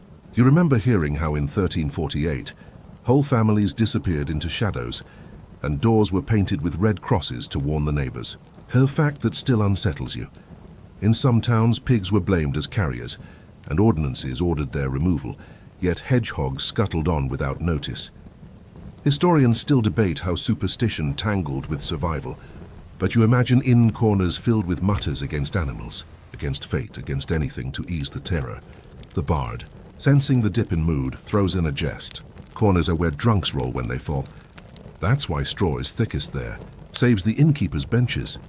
He strums a bouncing rhythm and the cook actually claps along once, a sound like thunder in the small room. The laughter returns, hesitant at first, then steadier, as if everyone agrees corners are safer when they hold fools instead of fears. You breathe easier, though the drafts keep stroking your ankles. The smell of onions returns ghost-like, rising from the cauldron though the fire beneath has long dimmed. Your stomach grumbles. Apparently stew ghosts are still filling. Another exchange unfolds at the far side. Ever slept in a corner bed? A merchant asks. Aye, the traveler replies. Colder than a grave and twice as lonely, the merchant snorts. I'll take a cold corner over a warm bedfellow who snores like a broken church bell. The room ripples with agreement. You grin. Honestly, medieval inns were basically group sleepovers gone wrong. You'd never survive. No earplugs. No white noise machines, just snores, coughs, and the occasional rat for percussion. The bard strays into history again, weaving a tune about Constantinople, how its walls once stood unbreached, how corners of the Hagia Sophia echoed with prayers in a dozen tongues. You picture the city falling in 1453, cannon smoke curling into sacred corners where monks once whispered. Hey traveler nods gravely, recalling his uncle's tale of fleeing that ruin, corners heavy with fear. Meanwhile, the cook starts muttering about his own corners, kitchen corners stacked with onions, barrels and sometimes a cat curled in smug dominion. He boasts, even kings had corners in their kitchens. Henry VIII, his cook stashed spices in corners worth more than a man's farm. He gulps ale. The corner can make a feast or a famine, depending what you find there. The hedgehog rustles as if agreeing. Maybe it knows corners better than anyone. You imagine it patrolling like a tiny knight, defending the inn against beetles. Modern pest control?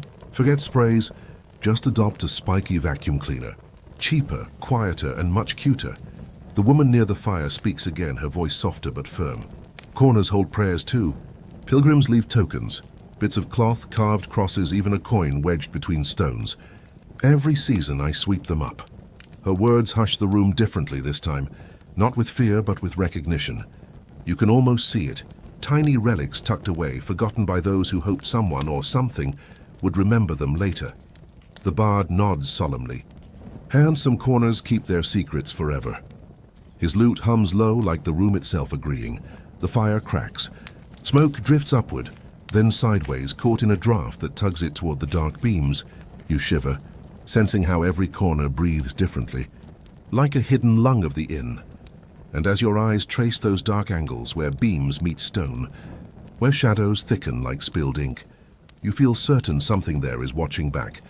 Not malevolent, not kind, simply patient. Waiting. The laughter stirs again. Mugs clink once more, but your gaze lingers on that corner.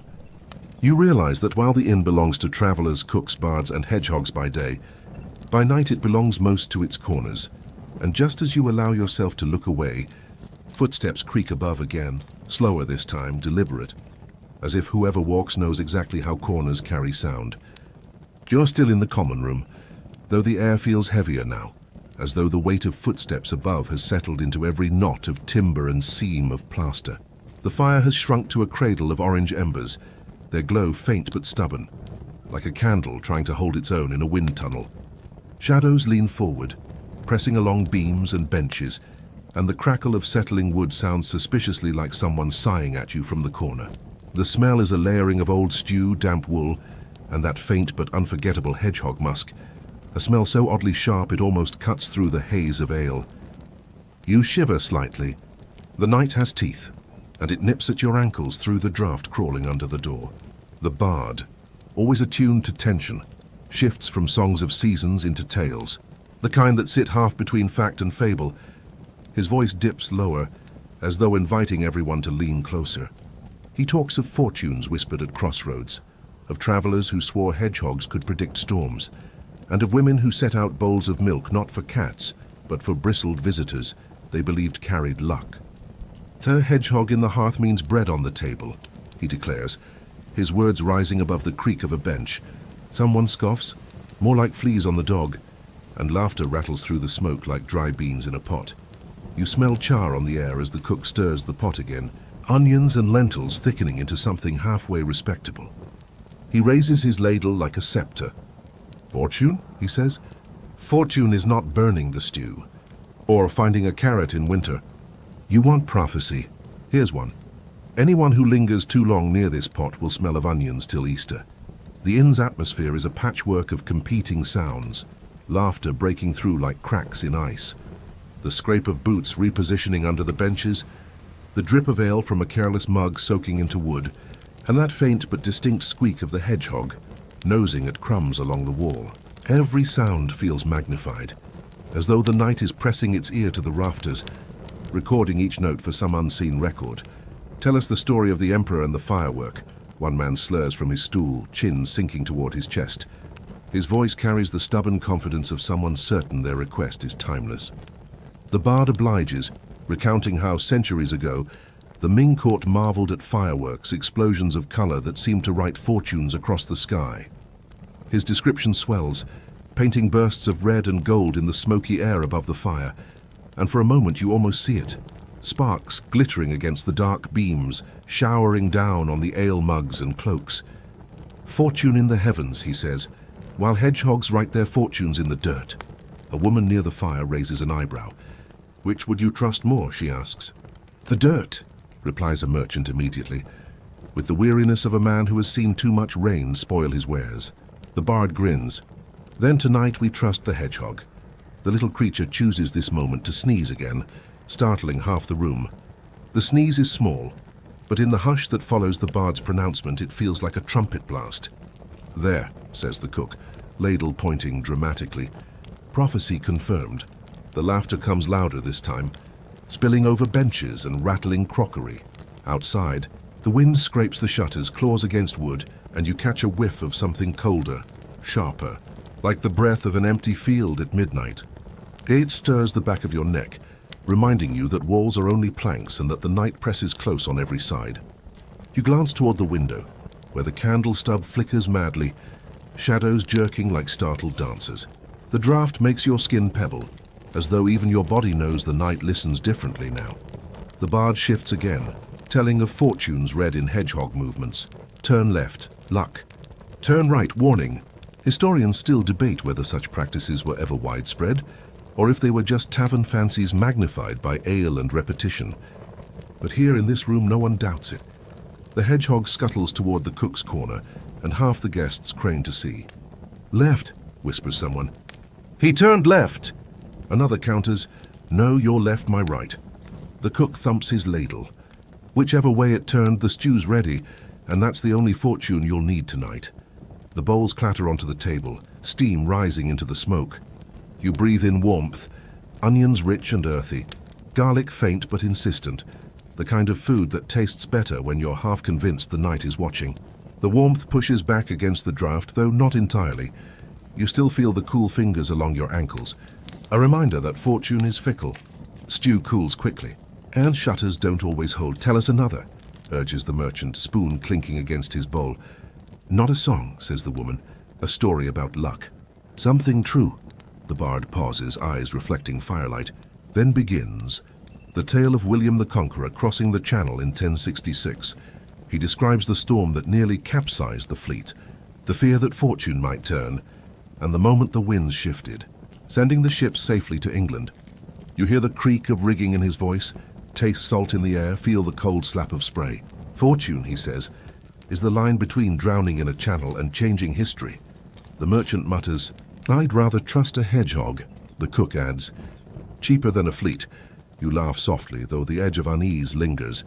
Because for all the mirth, for all the talk of prophecy and fortune, the footsteps above have not ceased. They move again, slow, deliberate, as though echoing the rhythm of the bard's tale. No one remarks on it now, but you see how heads tilt slightly, how eyes dart toward the ceiling in the silence between words. The hedgehog scurries along the wall and disappears beneath a bench. Someone jokes that it's gone to chase ghosts, but the silence that follows feels a little too real, as though the creature knows something best left unspoken. The fire hisses, collapsing inward, and sparks rise briefly before fading into smoke. Your spoon scrapes the bottom of the bowl, the sound loud in your ears, sharp as if cutting into the night itself. And as the bard shifts again, voice ready to summon another tale, you feel fortune curling close, as prickly and uncertain as the hedgehog itself, waiting for its next move in the shadowed room, and so you breathe slower, watching smoke writhe toward the rafters, sensing that the stories yet to be told may weigh heavier than fortune, and that some tales don't end with laughter, but with the sound of something stepping carefully, always carefully overhead. The fire has settled into its ember phase, the stage where it no longer tries to impress with tall flames, but just breathes low, steady warmth, like an old dog guarding the hearth. Smoke drifts lazily, curling in ribbons that disappear into the beams, and the light catches on mugs, bowls, and faces worn soft with ale. Shadows pool in the corners, stretching and thickening until they seem like permanent residents. Your spoon has just scraped the last lentil from your bowl when the bard, the same one who's been juggling songs, Fortunes and William the Conqueror's fleet, rises, stretching in that languid way of someone who knows they've held an audience captive, but aren't quite done yet. The air carries scents both comforting and strange. Stew thick with onion, a faint tang of scorched wood, damp wool steaming by the fire, and beneath it all that peculiar musk of the hedgehog, like a spice you can't quite name but recognize every time. Draft snakes in under the door, cold against your shins, making you tuck your feet up onto the bench. You hear the quiet slap of liquid in mugs as someone refills ale, the creak of leather belts shifting, and above, always above, that slow tread. Deliberate, as if marking time with the bard's words, he clears his throat. "Her story," he says, but not of kings or fortune. A story of wandering, for I am not the first to walk this road. His voice drops, and the whole room leans, spoons clinking down, ale mugs pausing mid-air. He begins with a tale of minstrels, those men and women who carried songs across kingdoms like merchants, carried spice. They were the internet before parchment could catch up, he quips, drawing chuckles. And you realize he's right. News, jokes, even recipes for stew traveled faster in a song than in a letter. He describes how minstrels could step into a hall and recite the Battle of Agincourt, with the same gusto as a market squabble over cabbages. His hands gesture wide, mimicking swords clashing, and for a heartbeat, you hear the thunder of hooves, the wet crack of arrows finding shields, the metallic taste of history turning in mud and blood. Then he pauses, smiling faintly. And yet in some villages they were paid in eggs. The cook barks a laugh. Eggs? Better than my wages. A merchant adds, depends if the hen's in a good mood. The bard nods gravely. Ah, yes. Fortune always depends on the hen. The laughter soothes the room, but not fully. You still feel the footsteps above, pacing like a careful overseer. The bard presses on, telling of minstrels carrying not just battles but oddities. A rumor that in some places, hedgehogs were thought to roll over fallen fruit and carry it away on their spines. He smirks. Historians still debate whether that was observation or invention, but it stuck in song like a burr in wool. The hedgehog in the corner sneezes again, punctuating his tale as though in protest. The bard bows theatrically toward it. A colleague, I see. The room bursts into chuckles, the tension fraying but never gone. Your senses sharpen. The scrape of a bench leg dragging across the floor, the sudden pop of resin in the fire, the cool slap of night air each time the shutters rattle. The smoke tickles your nose, making your eyes water slightly. And when you blink, you catch the bard's cloak swaying like a curtain between worlds. He leans into another story, this one about an itinerant who supposedly crossed the Pyrenees with nothing but a lute and a pocket full of riddles. The riddle contests of medieval inns, he says, were just as fierce as tournaments, except the weapons were words and the prize was usually beer. He acts out a snippet asking, what walks on 4 in the morning, 2 at noon, 3 in the evening? A drunk at the back answers too quickly, a drunkard with a cane, earning laughter. The bard winks. Close enough. The minstrel's voice softens, threading through the haze, weaving images of candle-lit halls and crowded marketplaces, where songs stitched communities tighter than taxes or decrees. He mentions that when the Black Death rolled through Europe, minstrels sometimes carried not only news of death tolls, but also humor, songs mocking fleas or landlords, because laughter was the only shield left. The room shifts uneasily at that, as though the mention of plague sharpens the cold draft into something more biting. You shiver despite the fire. The cook, always ready with commentary, raises his ladle. Minstrels may bring news, but I bring warmth. Who's the real savior? Depends if your stew is edible, someone replies. The cook huffs.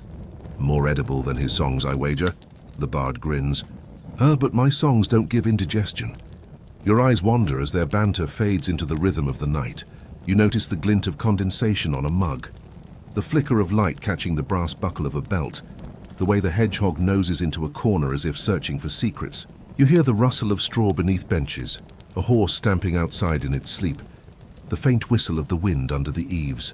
Every detail feels sharper, as though the stories themselves have thinned the veil between noticing and knowing.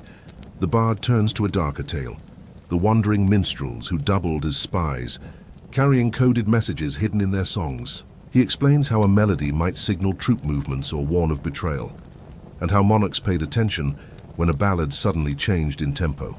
He gestures like a conductor, humming a tune low and insistent, and you feel goosebumps prick along your arms. The fire crackles at just the wrong moment, like an exclamation point.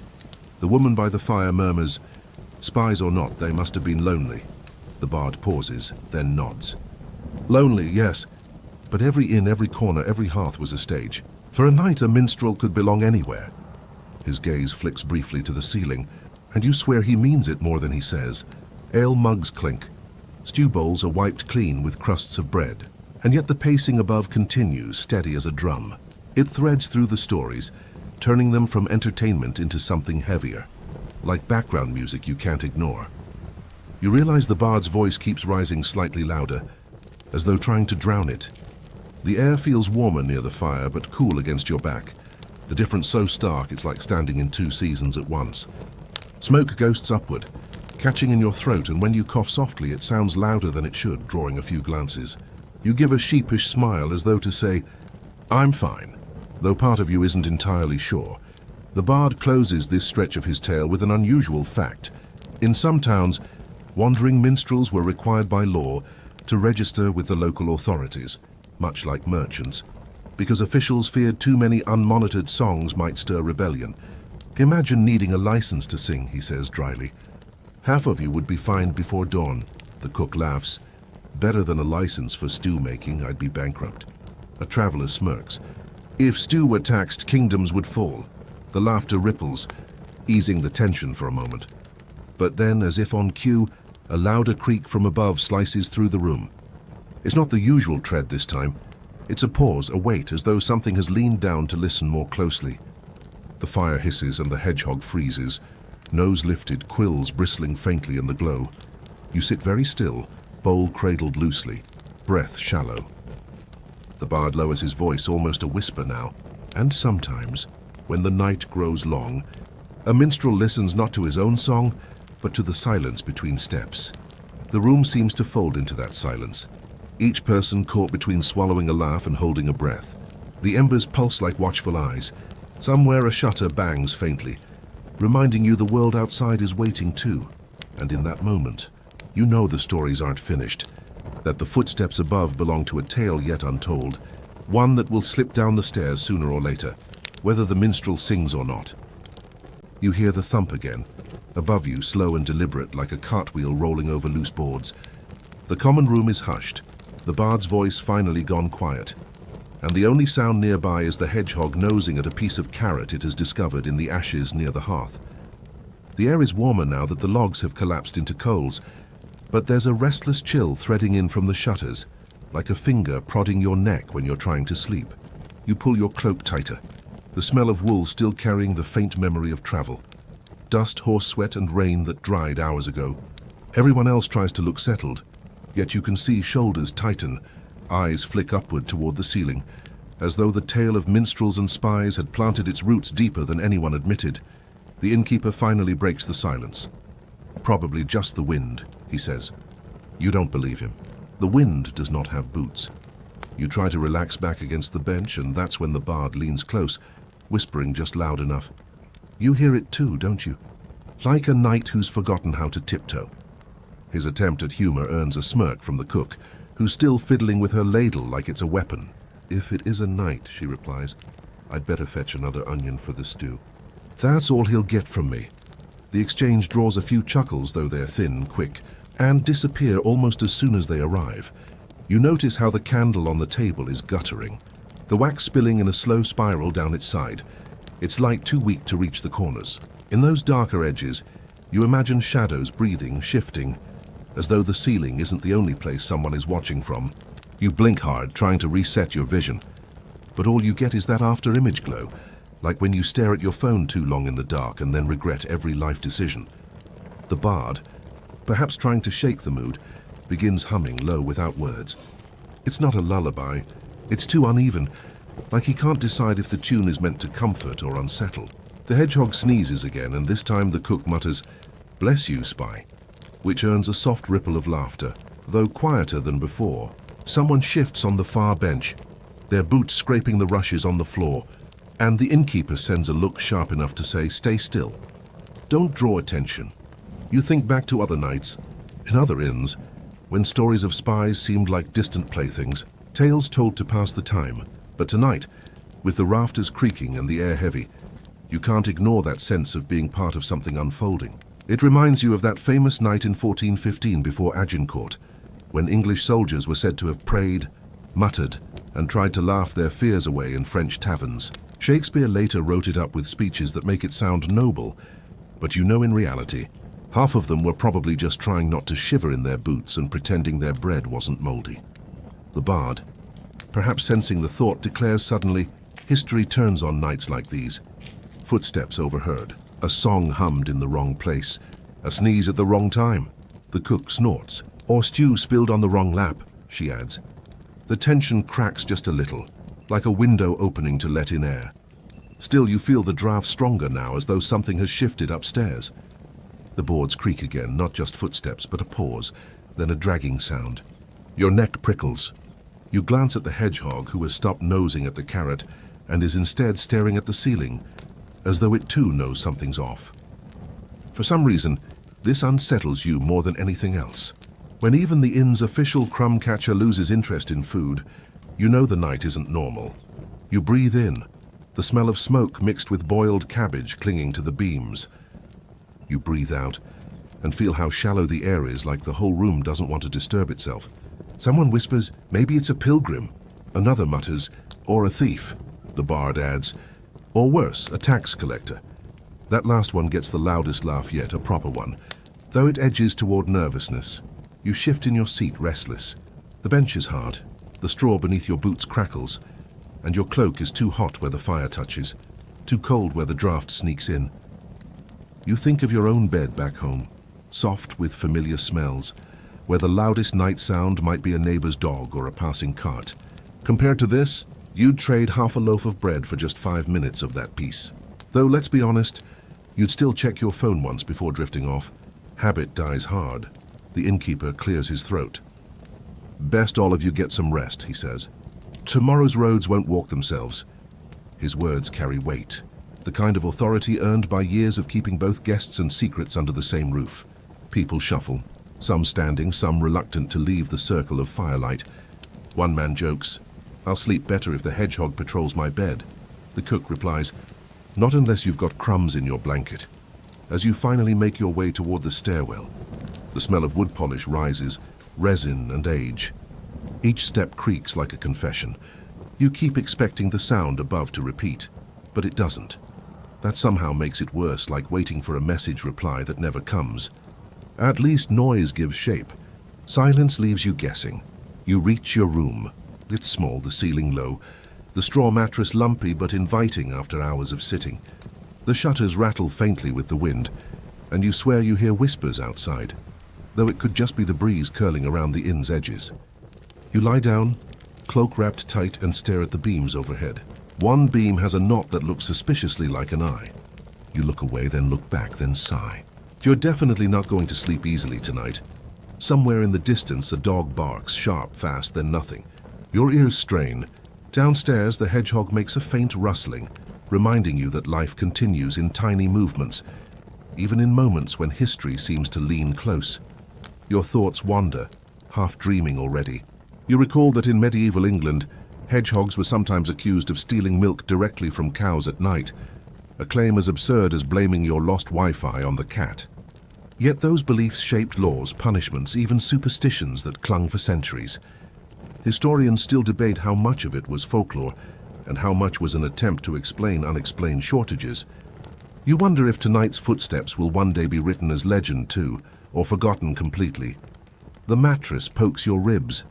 You roll over. You hear a soft creak outside your door, then nothing. You hold your breath, waiting, counting heartbeats. Nothing, just the faint sigh of the wind, the slow crackle of dying firewood, and the endless rustle of straw under you, and so you lie there, caught between waking and sleep, restless, listening, certain that this night will not pass quietly, though you don't yet know how it will break. You lie awake, the straw poking your ribs, the blanket scratching like a cheap sweater you can't quite return, listening to every creak. The footsteps have stopped, but that's almost worse. You'd rather hear steady pacing than this silence that seems to lean over your bed. The shutters rattle faintly, and a gust of cold air curls in, carrying with it a smell not of stew or smoke, but of earth and something faintly metallic, like coin rubbed between fingers. It's odd how a scent can tug your mind away from danger and drop you into memory. And suddenly you're thinking of markets, of stalls filled with bread, leather, and gossip, and of trade routes that knit villages and cities together, like threads in a blanket too easily unraveled. The bard's words echo in your mind, how songs traveled, how stories leapt from road to road.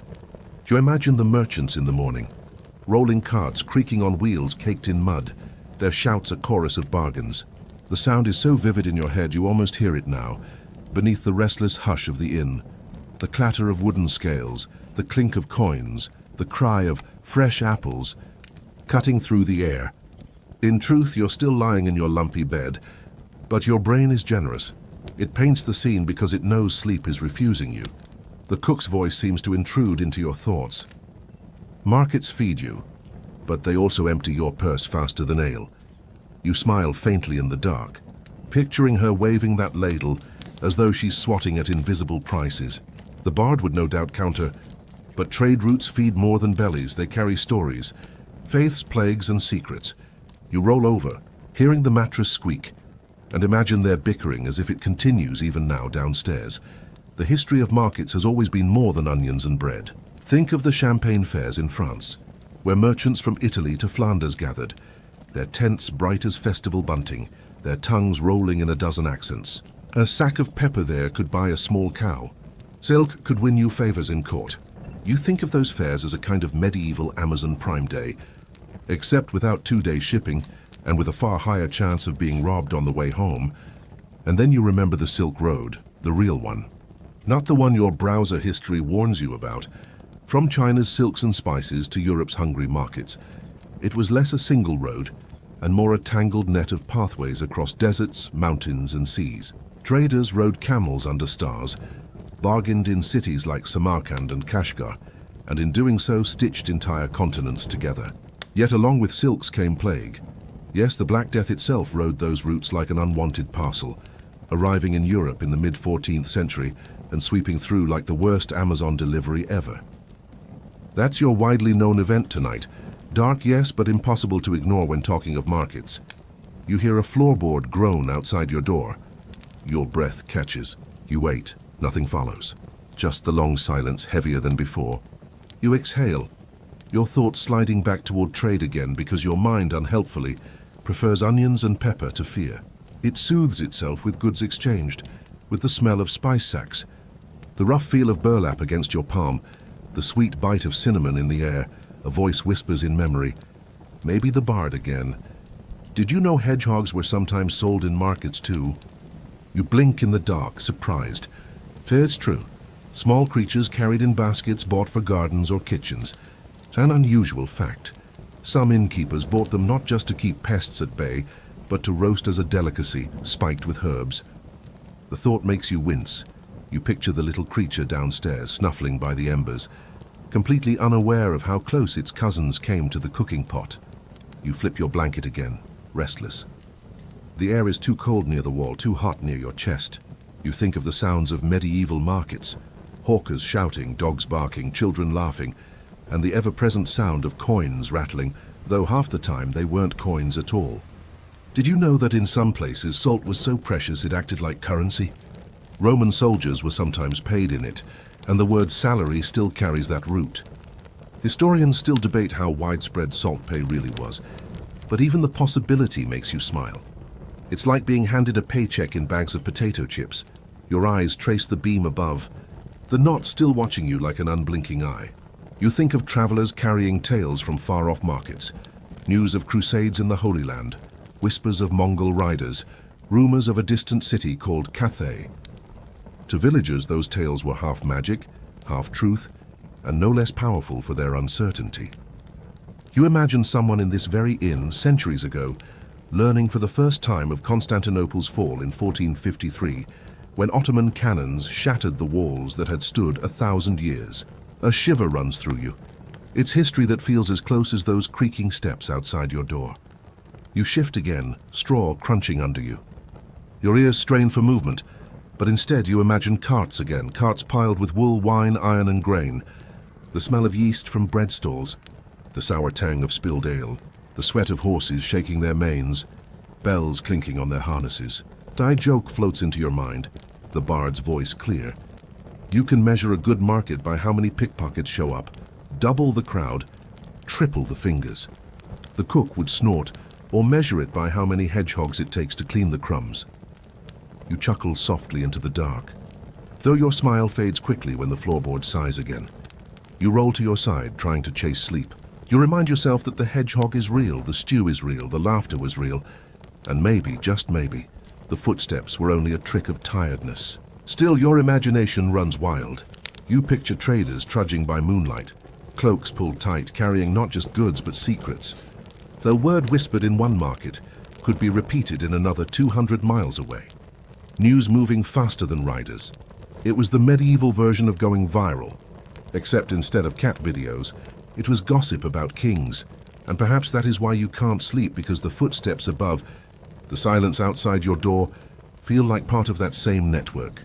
As if the inn itself is a marketplace of secrets, each creak another coin exchanged. You sigh, shutting your eyes, listening to the hum of wind, the faint shuffle of straw, and the imagined clamor of distant stalls. The hedgehog rustles faintly downstairs, as if reminding you it is still on patrol, still keeping the inn tethered to its everyday purpose. The thought eases you a little. Your eyelids grow heavy. The night has not broken yet, but you know it will. Somewhere in that silence, a story waits, just as surely as tomorrow's market waits, with bread, onions, and secrets laid out in rows. You lie there, eyes stubbornly open in the dark, and realize that one inn is never just one inn. It is part of a patchwork, stitched across valleys, crossroads, and cities like quilt squares, sewn from wood, stone, and the smell of stew. Each creaking beam above you could belong to any number of resting places travelers knew, and in the half-sleep of this night, you begin to wander through them. The straw beneath you scratches your back.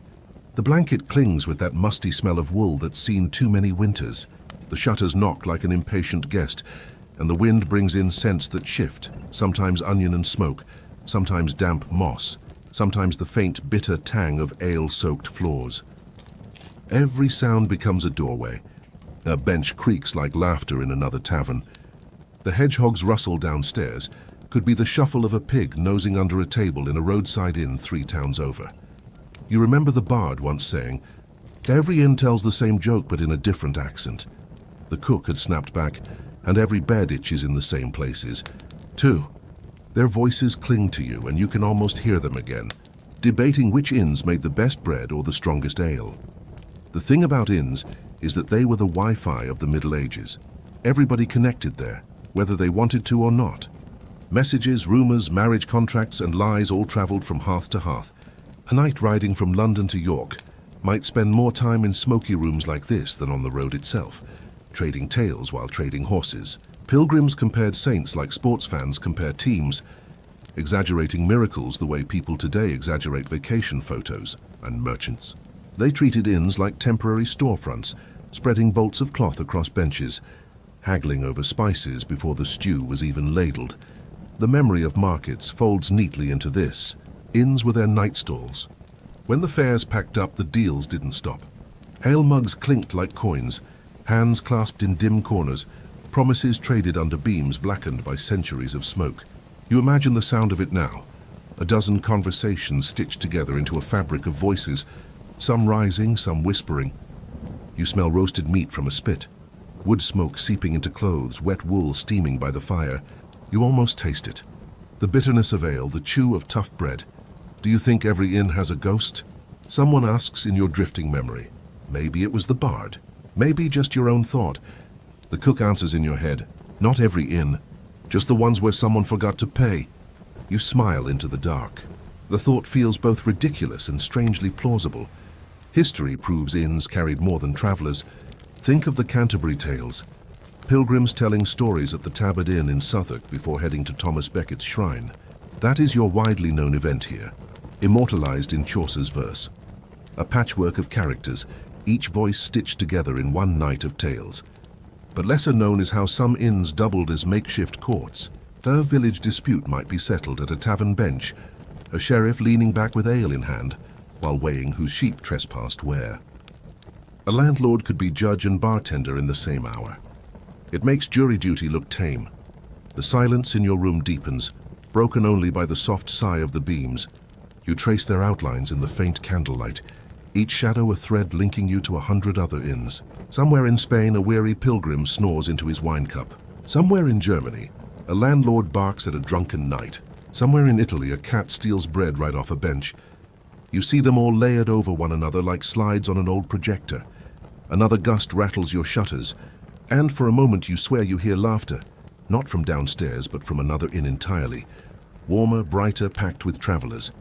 It's almost comforting, almost.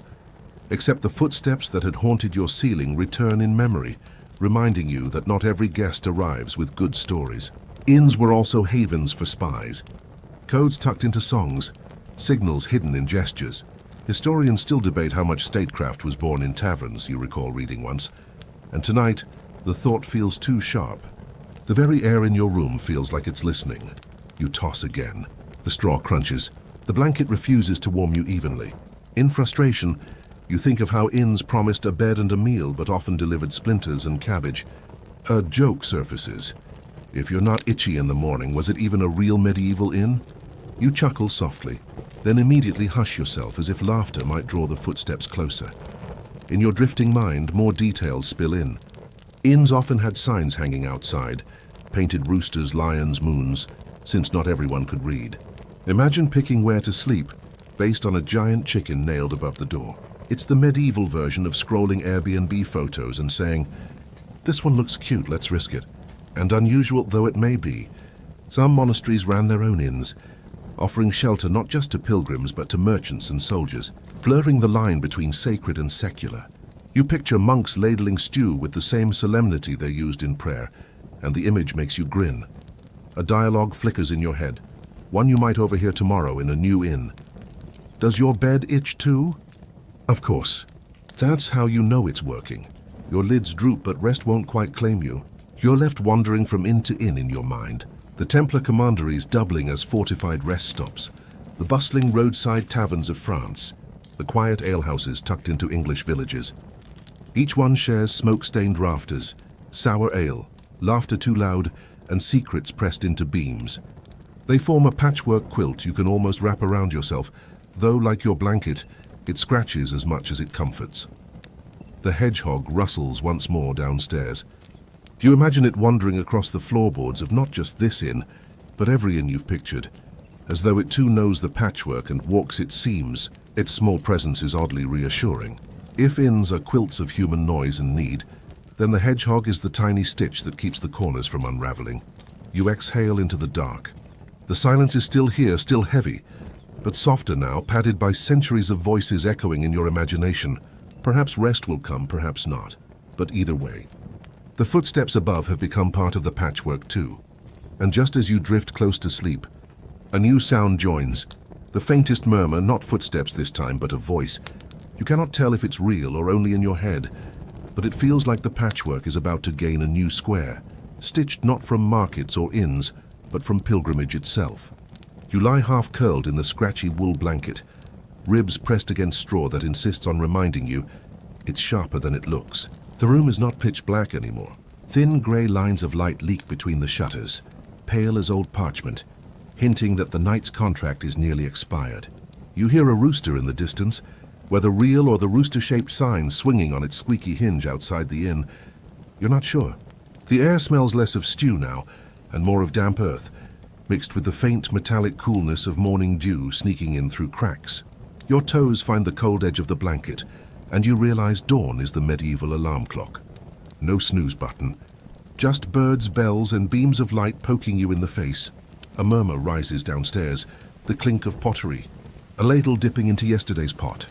Someone coughing as if they've smoked the entire chimney during the night. The hedgehog scratches about, already making its rounds as though it owns the place. You roll onto your back and stare at the rafters. They look like ribs of some ancient beast, still creaking in its sleep. The silence upstairs is gone now, replaced by a low shuffle, maybe boots being laced, or maybe just a pilgrim deciding whether their knees will cooperate for another day's walk. Too early, you mutter. Always too early, answers a voice you're not sure belongs to the bard or your imagination. Either way, it feels like the sort of banter morning always demands. The room holds the chill of a stone church floor, and you imagine slipping into boots still damp from yesterday's rain. That was the fate of many pilgrims. You've read that thousands walked the Camino de Santiago, not for fun, not for Instagram posts, but to shave years off purgatory. Medieval travel agencies didn't advertise sunsets and wine tastings. They sold salvation, or at least the hope of it, and everyone knew the stories of Thomas Becket's shrine at Canterbury, where miracles supposedly happened. It became so popular that by the 14th century, pilgrims crowded those routes like tourists at a beach bar in midsummer. But not all inns welcomed them equally. Some towns competed to host pilgrims because more bodies meant more bread sold, more beer drunk, and more coins changing hands. Others grumbled because pilgrims carried lice, dust, and the occasional contagious cough. Picture it. You, a weary traveller, knocking on a wooden door only to be told, "Full, try next village." The medieval equivalent of getting booted from an overbooked flight. A cart rattles past outside, its wheels groaning like a bear with arthritis. The sound blends with the crow of another rooster, and the bark of a dog that clearly doesn't respect dawn as sacred. You breathe in the sharpness of wood smoke, faint but insistent, as if chimneys themselves are impatient to join the morning. Downstairs, the cook bangs pots, muttering something about pilgrims eating like horses. You hear the bard's laugh follow, thin but persistent like a string refusing to snap. "Breakfast?" someone asks. "If you call this breakfast," replies the cook, clattering a bowl. There's laughter, then the unmistakable scrape of spoons against wooden trenchers. You shift again, feeling the stubborn straw poke at your shoulder blade. If this were a luxury inn, someone might fluff the mattress, maybe even serve you eggs. Instead, you're lucky if the bread downstairs is only a day old. The ale, too, may already have that vinegary twang, the kind you politely smile through, like a friend's experimental homebrew. Yet for the medieval traveller, even this was comfort. The alternative was sleeping by the roadside, lulled by wolves instead of roosters. As you imagine the pilgrims stirring, you see their patchwork cloaks, worn boots, staffs carved with initials of forgotten friends. Some carry badges of shrines they've already visited, like tiny medieval souvenir magnets. There's even a little-known fact. Some inns gave discounts to pilgrims if they could prove they'd actually been walking. Yes, the medieval proof of mileage system. Try explaining that to a modern travel agent. You listen harder, and outside, bells begin tolling faintly from a distant chapel. The sound is soft, wrapped in fog as though the world itself wants to keep hitting snooze. Yet it reminds you of history's great mornings, moments when dawn meant more than just another day of trudging. Think of October 14th, 1066. Dawn broke over Hastings, and soldiers rubbed their eyes before facing one of the most famous battles in English history. Or April 15th, 1452, when a baby named Leonardo da Vinci took his first breath as Tuscan roosters crowed. You can almost hear a younger voice nearby whispering, "Do we have to walk today?" "Yes," comes the groggy reply, "unless you've already paid for the miracle." That joke gets a soft laugh, the kind that rides the edge of tired resignation. The air grows brighter, and a pale stripe of sun finally cracks across the shutters. Dust motes stir in the beam, dancing like gold flecks in a miser's dream. Your fingers trace the blanket's rough weave, and you imagine it stitched together by someone you'll never meet, perhaps in a village you'll never see. That too is part of the pilgrimage, the way unseen hands shape your path. Historians still debate whether these early inns were more charitable rest stops or cleverly disguised businesses exploiting faith. Maybe both. Human nature hasn't changed much. Some things are for God, some for profit, most somewhere in between. The bard downstairs starts humming again, something soft, half a tune that makes even the dog stop barking for a moment. It seeps through the floorboards, mingling with the smell of bread and the faint tang of smoke. You let your eyelids sink, heavy, though not from sleep now, but from the weight of another day waiting. A rooster crows again, louder this time, as if to say, "Enough lying around." Pilgrimage doesn't pause for comfort. The footsteps you heard in the night have become footsteps in the morning, some purposeful, some dragging but all moving forward. And as you finally swing your feet to the floor, touching the chill of old planks, you realize the night's patchwork has been stitched shut, and a new square waits to be sewn in daylight's thread. Somewhere down the road, more stories are waiting, and maybe even miracles, but that, of course, belongs to the next telling. The floorboards are cold beneath your feet, and the light creeping through the shutters is now steady, no longer a hesitant grey, but the soft gold of a day beginning in earnest. You stretch, and your arms brush the rough plaster wall, leaving a faint, powdery dust on your skin.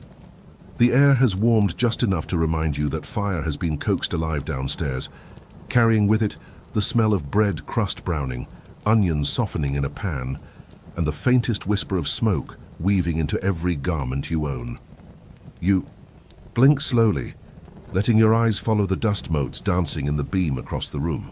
It is ordinary, so ordinary that it might be overlooked, but this is the hour when the quiet helpers make themselves known.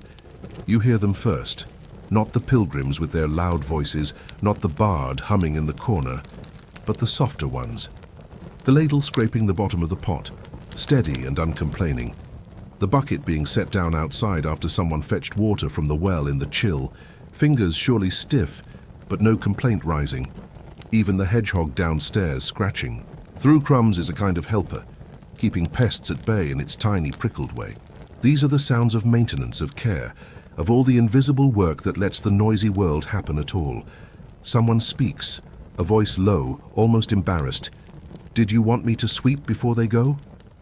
Best to, or the next lot will trip over yesterday's dust, comes the reply, warm but firm. You smile at that, because it reminds you of offices where the janitor's vacuum hums long after meetings have ended, or cafes where someone wipes down the tables once the laptops close. Some things never change, only the tools shift. Medieval.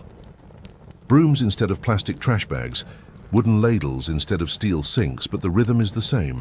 Your mind drifts outward, as though the road itself is whispering. Think of Florence in the early 15th century. Famous names like Medici and Brunelleschi stir in memory, but none of their brilliance could have shone without the women and men who cleaned, cooked, and carried water. The dome of Santa Maria del Fiore may have touched the heavens, but it was mortar mixed at dawn, buckets hauled up scaffolds, and tools sharpened before sunrise that kept the work alive.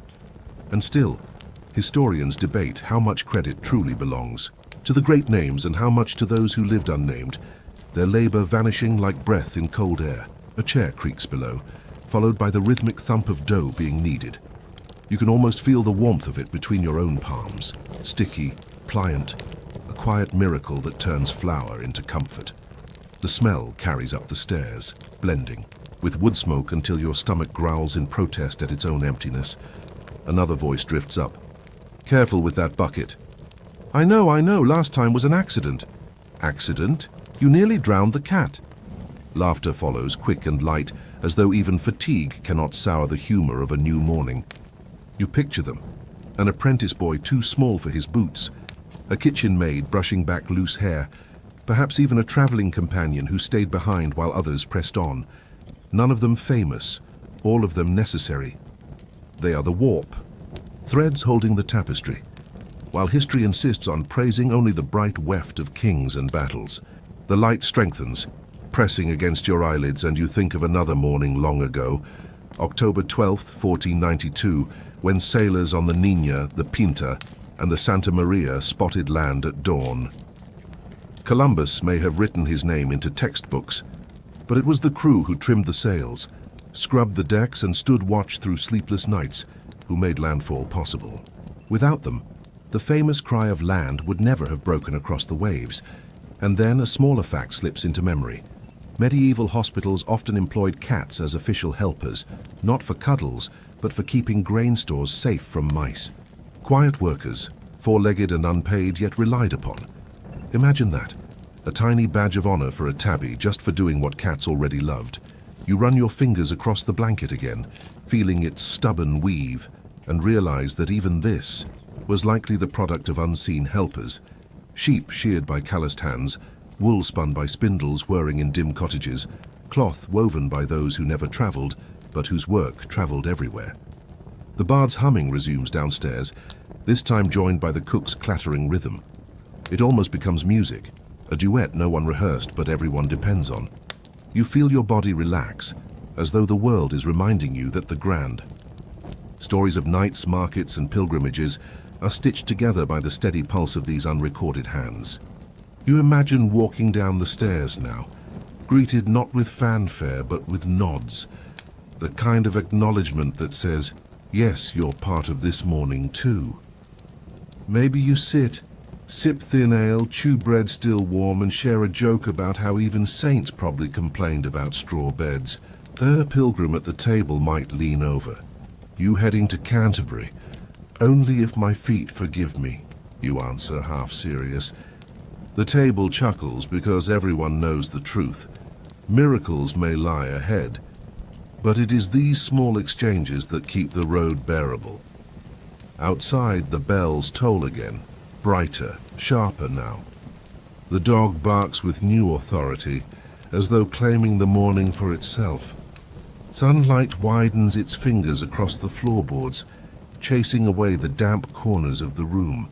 You stand slowly, feeling the stiffness in your joints, the echo of straw across your skin, the faint ache in your shoulders from a bed too honest to flatter you. And yet there is comfort here, the kind you only notice when you pause long enough to honor it.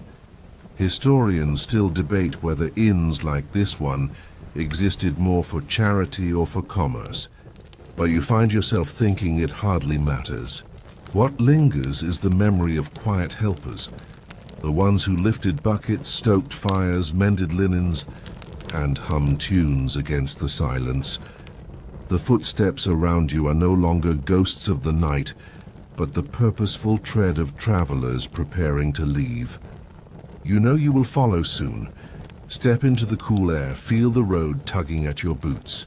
But for this moment, you let yourself linger in the memory, warmed by the ordinary miracle of those who keep the world moving without ever claiming its spotlight.